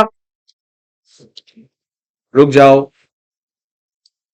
तो सर मैंने क्या कहा, कंपनी को जो है 2% of the paid up share capital तक का अगर होल्ड नहीं करते तो इंटरेस्टेड नहीं माना जाएगा। इसका मतलब क्या? इसका मतलब बेटा सिंपल है कि अगर आप दो कंपनी के बीच में ट्रांजैक्शन हो रहा है ना, कितने कंपनी के बीच में? 2 कंपनी के बीच में ट्रांजैक्शन हो रहा है ना, तो फिर सर आप ये प्रमोटर, सीईओ, मैनेजर वाला मत देखना। अगर 2 कंपनी के बीच में ट्रांजैक्शन हो रहा है और अगर ये डायरेक्टर जो है दूसरे कंपनी में paid up share capital hold करता है ना, तभी इंटरेस्टेड मानना, वरना मत मानना, वरना कोई बात ही नहीं करनी है। सर समझे? ये हो गया सर आपका 184 का पूरा प्रोविजन। अब आ जाओ सर 185 की तरफ। 185 किस बारे में बात करते हैं दोस्तों? बहुत बड़ी ध्यान से सुनना। 185 किस बारे में बात करते हैं? ध्यान से सुनना, लोन टू डायरेक्टर के बारे में। मैंने आपको बताया था ये जो है चार चार डब्बे में इसको याद करना है। सबसे पहले सर अपने को याद करना है प्रोहिबिशन। प्रोहिबिशन क्या कहता है सर? लॉ ये कहता है कि कोई भी कंपनी जो है ना वो लोन, गारंटी या सिक्योरिटी नहीं दे सकती। किसको नहीं दे सकती? अपने किसी डायरेक्टर को, या डायरेक्टर के रिलेटिव को, या डायरेक्टर के पार्टनर को, या फिर सर अपने कंपनी के होल्डिंग कंपनी के डायरेक्टर को, होल्डिंग कंपनी के डायरेक्टर के रिलेटिव को या पार्टनर को, या फिर सर कोई ऐसे फर्म को जिसमें आपकी कंपनी का डायरेक्टर या आपकी कंपनी का होल्डिंग कंपनी का डायरेक्टर या फिर सर उनका रिलेटिव जो है ना वो यहां पे पार्टनर हो ना, तो ये फर्म को भी आप लोन नहीं दे सकते। मतलब सर किसको किसको? आप सर समझो, कंपनी के डायरेक्टर को, उसके रिलेटिव या पार्टनर को, होल्डिंग कंपनी के डायरेक्टर को, उसके रिलेटिव या पार्टनर को, या फिर सर ऐसी फर्म जहां पे आपकी कंपनी का डायरेक्टर या आपकी होल्डिंग कंपनी का डायरेक्टर या उनके रिलेटिव जो है वो पार्टनर है ना, तो उनको भी आप क्या नहीं दे सकते? उनको भी लोन नहीं दे सकते। सर ये प्रोहिबिशन हो गया। उसके बाद हमने ये भी कहा कि अगर एक कंपनी है वो किसी ऐसे प्राइवेट कंपनी को या बॉडी कॉर्पोरेट को लोन दे रही है, प्राइवेट कंपनी या बॉडी कॉर्पोरेट को लोन दे रही है जिसमें आपकी कंपनी का जो डायरेक्टर है ना वो इंटरेस्टेड है, तो लॉ ने बोला देना नहीं। अगर तेरे को देना है ना तो तू सबसे पहले एसआर पास करना, और दूसरा एसआर पास करने के बाद तेरे को एक और चीज करना पड़ेगा, ये ध्यान रखना पड़ेगा कि जो लोन का पैसा है ना ये प्रिंसिपल बिजनेस एक्टिविटी के लिए यूज हो रहा है, उसके अलावा किसी चीज के लिए यूज नहीं हो रहा है। सर जब आप एसआर पास करोगे ना उसमें पूरा डिटेल्स देना, फुल पर्टिकुलर्स देना कि जो लोन हम दे रहे क्यों दे रहे, क्या अमाउंट है, क्या जस्टिफिकेशन है, सारी चीजें बताना। पर सर एक बात बताओ, इंटरेस्टेड मतलब क्या? इंटरेस्टेड मतलब क्या? वही जो 184 में पड़ा ना। ना लाइफ इतनी इजी थोड़ी है सर। इंटरेस्टेड बनने के लिए इन्होंने बोला अगर एक प्राइवेट कंपनी को लोन दे रहे हो और अगर आपकी कंपनी का डायरेक्टर उस प्राइवेट कंपनी में डायरेक्टर है या मेंबर है तो फिर सर इंटरेस्टेड माना जाएगा।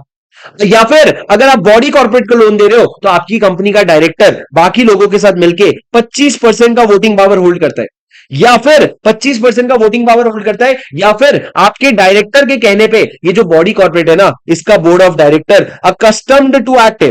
अकस्टम टू एक्ट मतलब क्या? बाउंड टू एक्ट है, एक्ट करेगा। क्यों सर? कोई अग्रीमेंट वगैरह हुआ होगा, तो लॉ ने बोला उस केस में इसको इंटरेस्टेड माना जाएगा।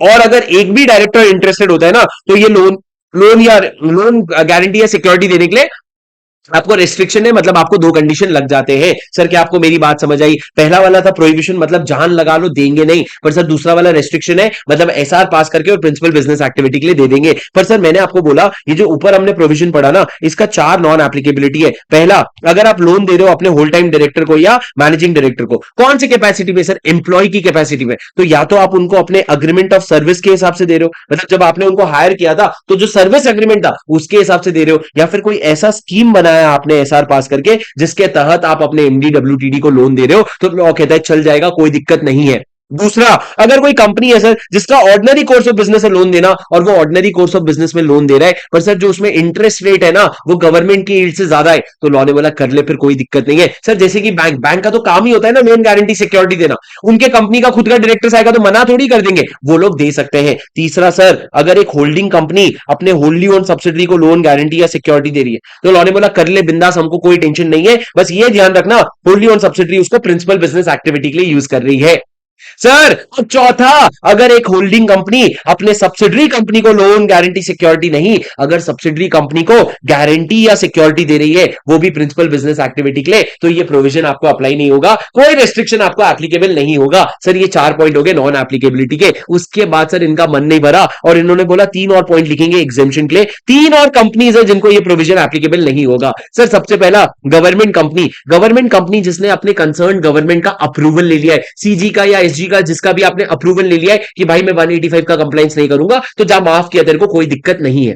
दूसरा सर, अगर आप एक प्राइवेट कंपनी हो, अगर एक प्राइवेट कंपनी हो जो 3 कंडीशन मीट करता है, बहुत इंपॉर्टेंट है सर, इस पे क्वेश्चन बहुत बेहतरीन आया था। सर प्राइवेट कंपनी जो 3 कंडीशन मीट करता है, पहला कंडीशन आपका कोई बॉडी कॉर्पोरेट शेयर होल्डर नहीं है, आपका कोई बीसी, कोई भी बीसी शेयर होल्डर नहीं है। दाऊद इब्राहिम का शेयर होल्डर हो सकता है सर, बीसी होगा वो, पर इंडिविजुअल है तो वो शेयर होल्डर हो सकता है। आपकी कंपनी का कोई बॉडी कॉर्पोरेट शेयर होल्डर नहीं होना चाहिए। दूसरा सर, आपकी कंपनी का जो बोरिंग है ना वो एक लिमिट से कम होना चाहिए। लिमिट क्या है सर? लिमिट है 2 times of paid up share capital, या 50 करोड़ का लिमिट है सर, उससे आपका बोरिंग जो है वो कम होना चाहिए। और तीसरा, आपके कोई भी बोरिंग में डिफॉल्ट नहीं हुआ होना चाहिए, तो ये प्राइवेट कंपनी को सेक्शन 185 नहीं लगेगा। और सर तीसरा, अगर आपकी निधि है, निधि कंपनी है और निधि कंपनी ने अपने डायरेक्टर को लोन दिया in the capacity of a member, और ये जो लोन आपने दिया ना ये आपने अपने अकाउंट्स में डिस्क्लोज कर दिया, तो लॉ कहता है कोई बात नहीं यार, फिर तेरे को 185 एप्लीकेबल करवा के कोई फायदा नहीं है, फिर तेरे को 185 एप्लीकेबल करवा के कोई फायदा नहीं है। सर क्या आपको मेरी बात समझ आई? अरे दोस्तों, एग्जेम्पशन और ये क्या तीनों चीजें आपको मेरे को समझ आई? गवर्नमेंट कंपनी, प्राइवेट कंपनी और निधि कंपनी। सर ये 4 पार्ट में आपका डिवाइड हो जाता है सेक्शन 185। तुम लोगों को अगर चाहिए, जो रिकॉर्डिंग देख रहे हैं तुम लोग पॉज करके एक बार पूरा पढ़ लेना, मैं बस देख लेता हूं कोई पॉइंट छूटा तो नहीं। सर कॉन्ट्रावेंशन का पेनल्टी, अगर आपने कॉन्ट्रावेंशन किया 185 का तो 3 लोगों को पेनल्टी लगती है, कंपनी को, ऑफिसर इन डिफॉल्ट को और पर्सन जिनको लोन गारंटी या सिक्योरिटी दिया है। सर किसको किसको? कंपनी को और ऑफिसर इन डिफॉल्ट और जिसने लोन गारंटी सिक्योरिटी दिया। कंपनी को तो 5 से 25 लाख, तीनों को 5 से 25 लाख लगेगा, तीनों का सेम है 5 से 25 लाख। लेकिन जेल जो है ना सर, ऑफिसर इन डिफॉल्ट और इसको 6 महीने तक का जेल हो सकता है, 6 महीने तक का जेल हो सकता है। उसके बाद सर कॉन्सेप्ट नोट में बहुत बेहतरीन पॉइंट्स है जो एग्जाम पॉइंट ऑफ व्यू से इंपॉर्टेंट है, वो आप लोग खुद से पढ़ लेना, वो अपन ने क्लास में वैसे भी डिस्कस कर लिया, आप लोगों ने खुद से पढ़ लेना चाहिए उसको। सर उसके बाद आ जाओ नेक्स्ट सेक्शन पे, जो है सेक्शन 186। मेरी बात ध्यान से सुनो सर, ये नोट्स आप मेरे से कहीं मत मांगना, ये रफ नोट्स है मेरे पास, इसका ट्रैक नहीं रहेगा। आप लोगों को रफ में लिखवा रहा हूं बस आपका कॉन्सेप्ट बनाने के लिए। क्लास वाले बच्चे तुम्हारा ये नोट स्क्रिबल नोट्स में पूरा आपको ऐसा का ऐसा मिल जाएगा। अब मेरी बात सुनो सर, सेक्शन 186 क्या कहता है? बेहतरीन सेक्शन है सर, ध्यान से सुनना। सर सेक्शन 186 ये कहता है कि आपकी कंपनी अगर लोन गारंटी सिक्योरिटी या इन्वेस्टमेंट करना चाहती है, आपको ये सेक्शन का कंप्लायंस करना पड़ेगा। सब सेक्शन 1 अलग ही राह पे चल रहा है सर, वो कहता है कोई भी कंपनी 2 लेयर से ज्यादा इन्वेस्टमेंट कंपनी को एंगेज नहीं कर सकती, 2 लेयर से ज्यादा इन्वेस्टमेंट कंपनी को एंगेज नहीं कर सकती। सर इन्वेस्टमेंट कंपनी मतलब क्या? जिसका प्रिंसिपल प्रिंसिपल बिजनेस क्या है? Acquisition of securities. Principal business क्या है? Acquisition of securities. पर सर इन्वेस्टमेंट कंपनी, मेरी बात ध्यान से सुनो सर, इन्वेस्टमेंट कंपनी दो तरह का होता है। इन्वेस्टमेंट कंपनी दो तरीके से बन सकते हो आप। आपको इन्वेस्टमेंट कंपनी मान लिया जाएगा अगर आपका असेट, टोटल एसेट का 50% या ज्यादा, उससे ज्यादा, अगर आपके टोटल एसेट का 50% या उससे ज्यादा कहां से आ रहा है? ये वाले इन्वेस्टमेंट कंपनी से आ रहा है। और दूसरा इन्वेस्टमेंट से आ रहा है, या दूसरा आपके टोटल इनकम का 50% या उससे ज्यादा आपको यहां से आ रहा है। टोटल इनकम का 50% या उससे ज्यादा आपको यहां से आ रहा है, इन्वेस्टमेंट इनकम आ रहा है, तो आपको इन्वेस्टमेंट कंपनी मान लिया जाएगा। पर सर सुनो, दो केस में आपको एक्सेप्शन दिया गया है। अगर एक कंपनी इंडिया के बाहर की कंपनी को अक्वायर कर लिया, और जो बाहर वाली कंट्री कंपनी है ना, multiple layers of investment company में इन्वेस्ट कर रखी है वहां के लॉ के हिसाब से, तो लॉ ने बोला चलता है। मैंने आपको क्या समझाया था जब टाटा मोटर्स टेस्ला को अक्वायर करने गया, वो वाला एग्जांपल। तो अगर इंडिया के बाहर की कंपनी को अक्वायर कर रहे हो और उसके मल्टीपल लेयर्स है तो चल जाएगा। दूसरा, अगर आपकी किसी सब्सिडरी कंपनी को एक से दो से ज्यादा लेयर चाहिए इंडिया के किसी लॉ के कंप्लायंस के लिए, तो लॉ ने बोला जान दे यार, मेरे को दिमाग नहीं लगाना है। सर पर एक चीज ये ध्यान रखना, इन्वेस्टमेंट कंपनी तभी माने जाओगे अगर आपके टोटल एसेट का 50% या उससे ज्यादा इन्वेस्टमेंट एसेट है, ये टोटल इनकम का 50% या उससे ज्यादा वो वाले एसेट से आता है, तभी जाके आपको इन्वेस्टमेंट कंपनी माना जाएगा। उसके बाद सर मैंने क्या कहा?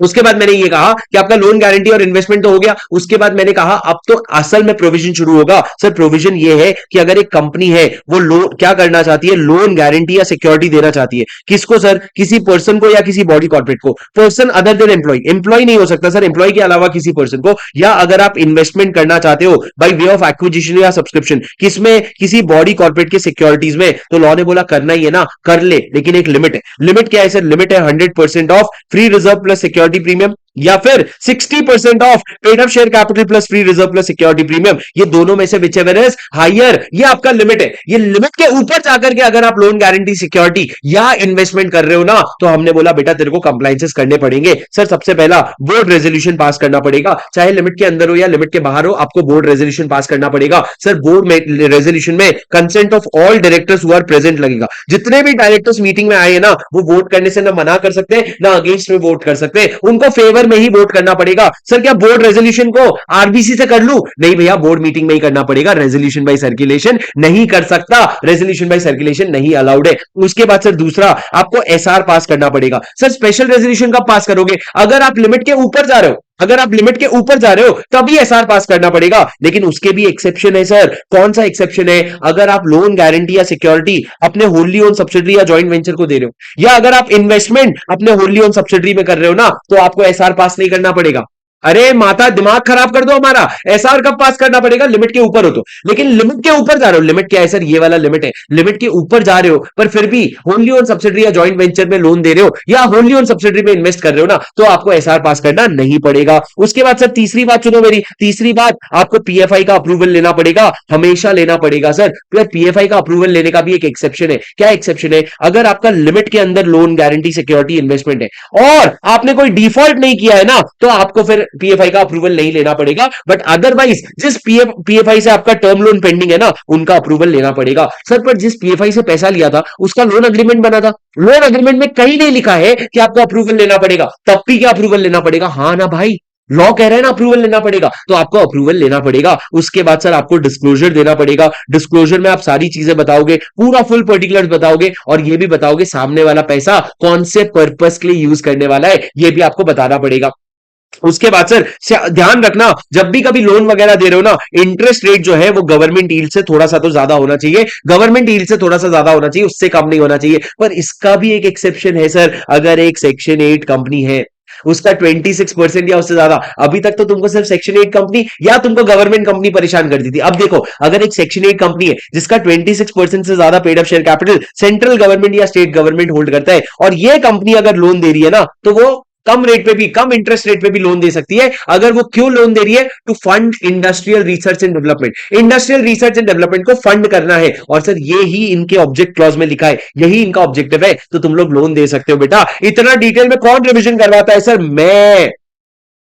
ओ भाई मैं। कुछ नहीं छोड़ेंगे, क्यों छोड़े भाई? जब सब पड़ा हुआ है तो क्यों छोड़ना है? अब मेरी बात सुनो सर, मैं देख लेता हूं कोई पॉइंट, लास्ट लास्ट के थोड़े से पॉइंट्स बचे हैं, बट उसके अलावा कोई पॉइंट बचा है क्या? मैं देख लेता हूं। सर सुनो सर, क्या मीटिंग का एजेंडा देना जरूरी है? क्या मीटिंग का एजेंडा देना जरूरी है? इतना इंपॉर्टेंट मीटिंग है जहां पे सारे लोग आकर के वोट करना जरूरी है, उसमें क्या एजेंडा देना जरूरी है? लॉ ने बोला नहीं, एजेंडा देना जरूरी नहीं है। उसके बाद सर ये पॉइंट 6 पॉइंट आप लोग खुद से पढ़ लेना, कोई नॉनसेंस है एकदम। उसके बाद सर, जब तक आपका डिफॉल्ट सब्सिस्ट करता है ना, तब तक आप लोग कोई लोन गारंटी सिक्योरिटी इन्वेस्टमेंट नहीं कर सकते। अगर मान लो पब्लिक से कोई डिपॉजिट लिया था और वो डिपॉजिट का रीपेमेंट नहीं हुआ है, तो आप लोग एलजीएसआई नहीं कर सकते। उसके बाद सर आपको एक रजिस्टर मेंटेन करना पड़ेगा बेटा। रजिस्टर कौन से फॉर्म में मेंटेन करोगे? एक रजिस्टर मेंटेन करोगे in the form MBP 2।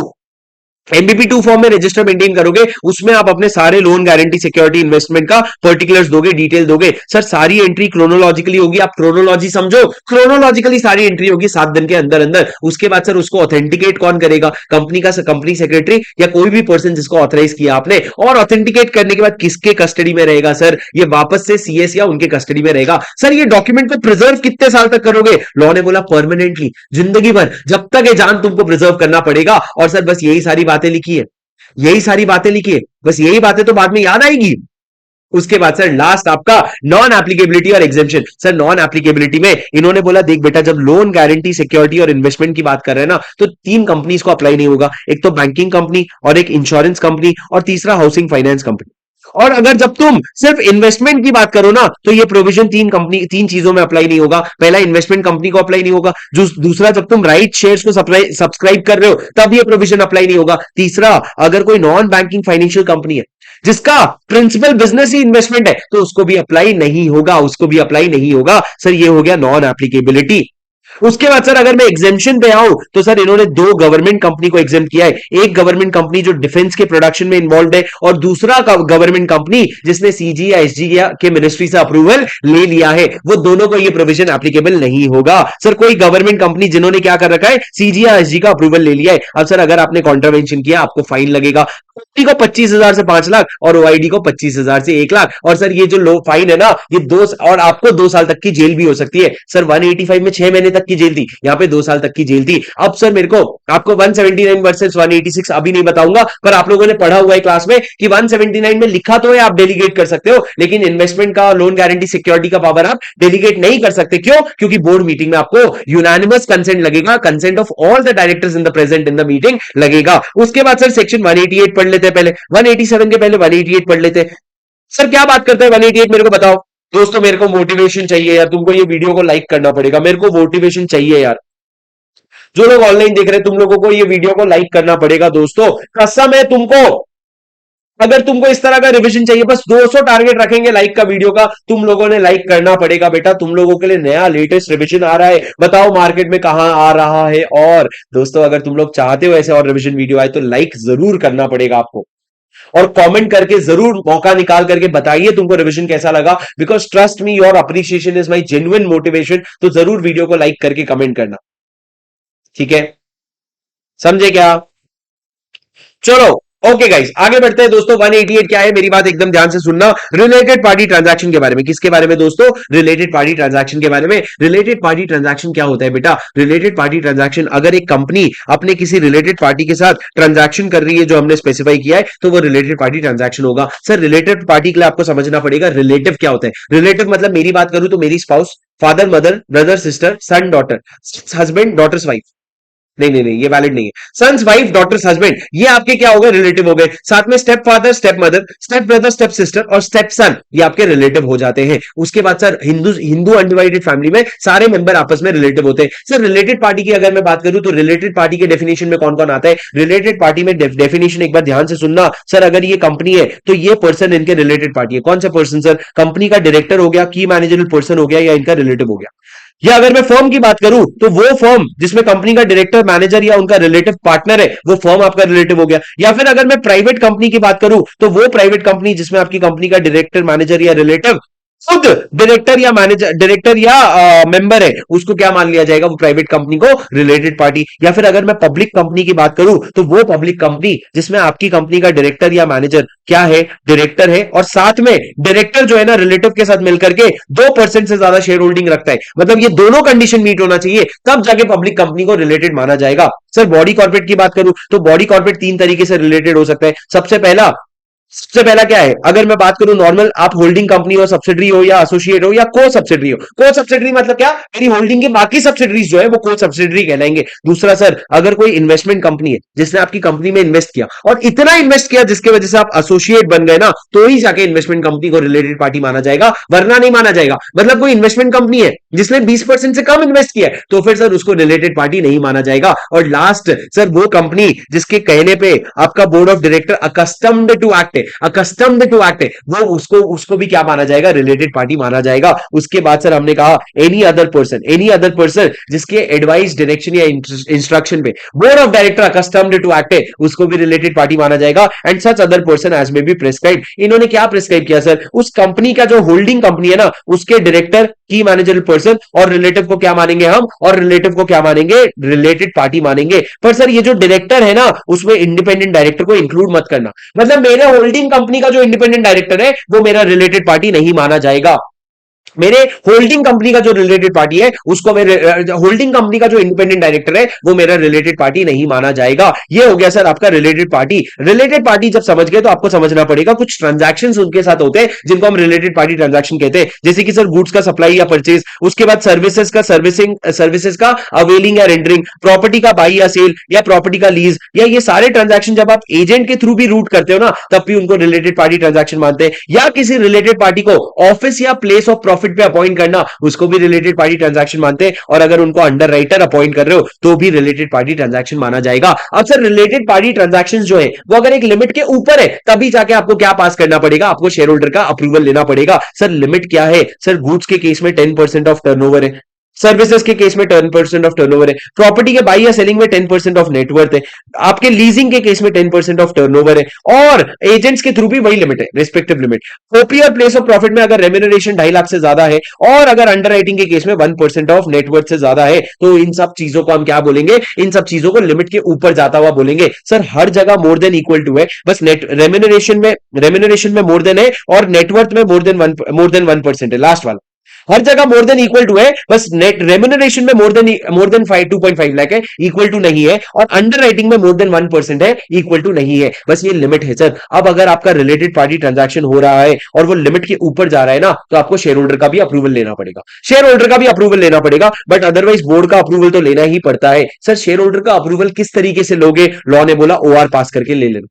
Sir सबसे पहले बोर्ड के अप्रूवल की बात करते हैं। बोर्ड का अप्रूवल आपको मेजॉरिटी अप्रूवल लगेगा, पर सर बोर्ड का अप्रूवल लेने के लिए ना आपको एजेंडा भेजना इस बार जरूरी है। एजेंडा में आप बहुत सारी चीजें बताओगे, जैसे कि रिलेटेड पार्टी कौन है, उसके साथ क्या ट्रांजैक्शन हो रहा है, नेचर ऑफ ट्रांजैक्शन क्या है, ड्यूरेशन क्या है, क्या टर्म्स है, ये सारी चीजें आपको बोर्ड को उनके एजेंडा में बतानी पड़ेगी, ताकि वो आकर के रेजोल्यूशन पास कर सके। सर क्या बोर्ड की मीटिंग में इंटरेस्टेड डायरेक्टर वोट करेंगे? ना जी ना, बिल्कुल भी इंटरेस्टेड डायरेक्टर वोट नहीं करेंगे, ये हमको पता है।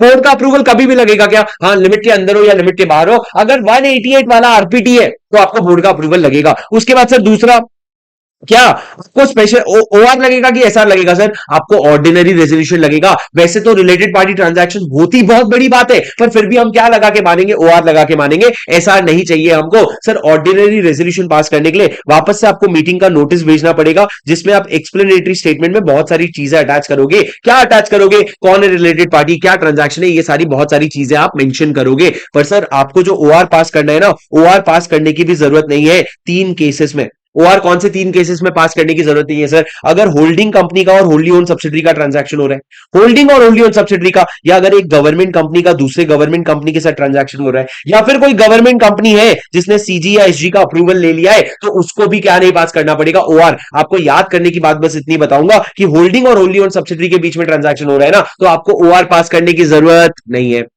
आपको ओआर पास करने की जरूरत नहीं है। सर आप समझे क्या? अरे बोलो मालिक, समझे क्या?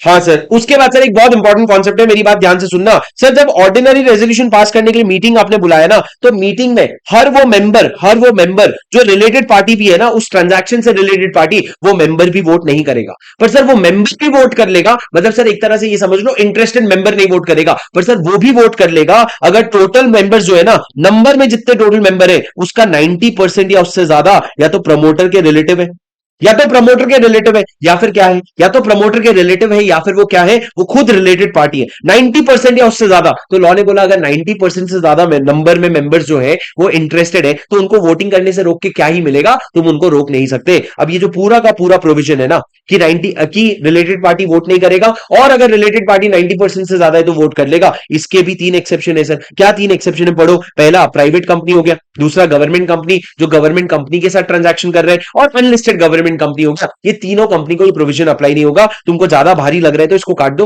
ऊपर वाला ये 2 पॉइंट कम से कम याद कर लो कि मेंबर जो रिलेटेड पार्टी है ना वो वोट नहीं करेगा।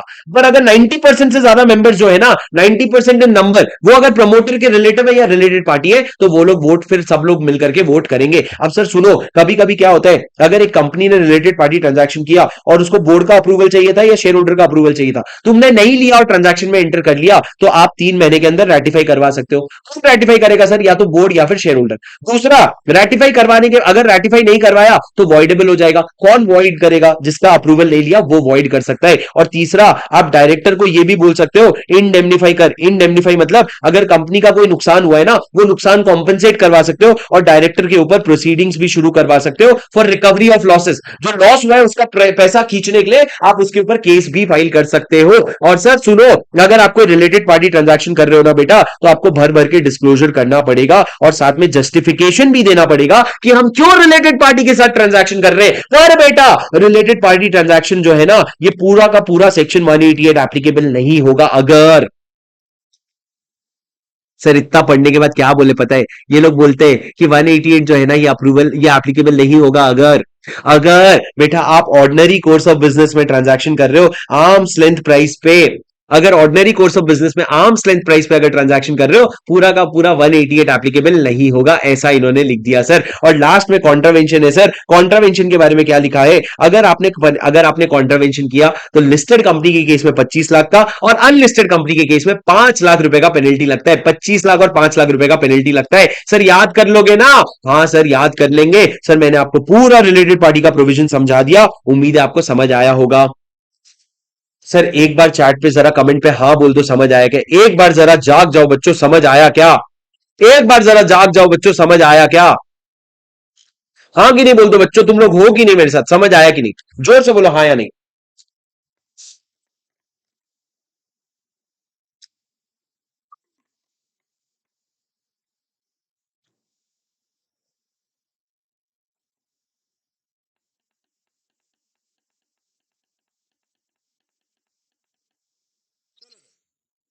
उसके बाद मैंने क्या कहा सर, 188 के बाद 187 बचे, 189, 190, 191, 192, 193। देखो 191 में अभी करवाऊंगा नहीं, मैं आपको 202 के साथ उसका रिवीजन करवा दूंगा। 193 में आपको करवाऊंगा नहीं क्योंकि 1% कंपनी का है, तुम लोग खुद पढ़ लोगे। अब मैं सर आपको 187, 189, 190 और 192 करवा देता हूं। सर 187 क्या है, मेरी बात सुनो सर। 187 क्या है, मेरी बात एकदम ध्यान से सुनना। 187 कहते हैं इन्वेस्टमेंट जो है ना, वो खुद के नाम पे होल्ड करेगा कंपनी, किसी और के नाम पे होल्ड नहीं करेगा। सर आपको पता है कंपनी एक सेपरेट लीगल एंटिटी है, और वो अपने नाम पे प्रॉपर्टी होल्ड कर सकता है और चीजें होल्ड कर सकता है। वो अपने किसी डायरेक्टर या मेंबर के नाम पे कोई भी प्रॉपर्टी होल्ड नहीं करेगा। सर यहां पे जो हम इन्वेस्टमेंट की बात कर रहे हैं ना, ये इन्वेस्टमेंट जो है सिर्फ सिक्योरिटी वाला इन्वेस्टमेंट नहीं, इसमें असेट्स वगैरह भी आ जाते हैं। जब 186 में आपने इन्वेस्टमेंट कहा था, वो इन्वेस्टमेंट सिक्योरिटी वाला था। 187 में जो इन्वेस्टमेंट है, असेट हो गया, प्रॉपर्टी हो गया, कुछ भी हो गया, वो भी आ जाता है।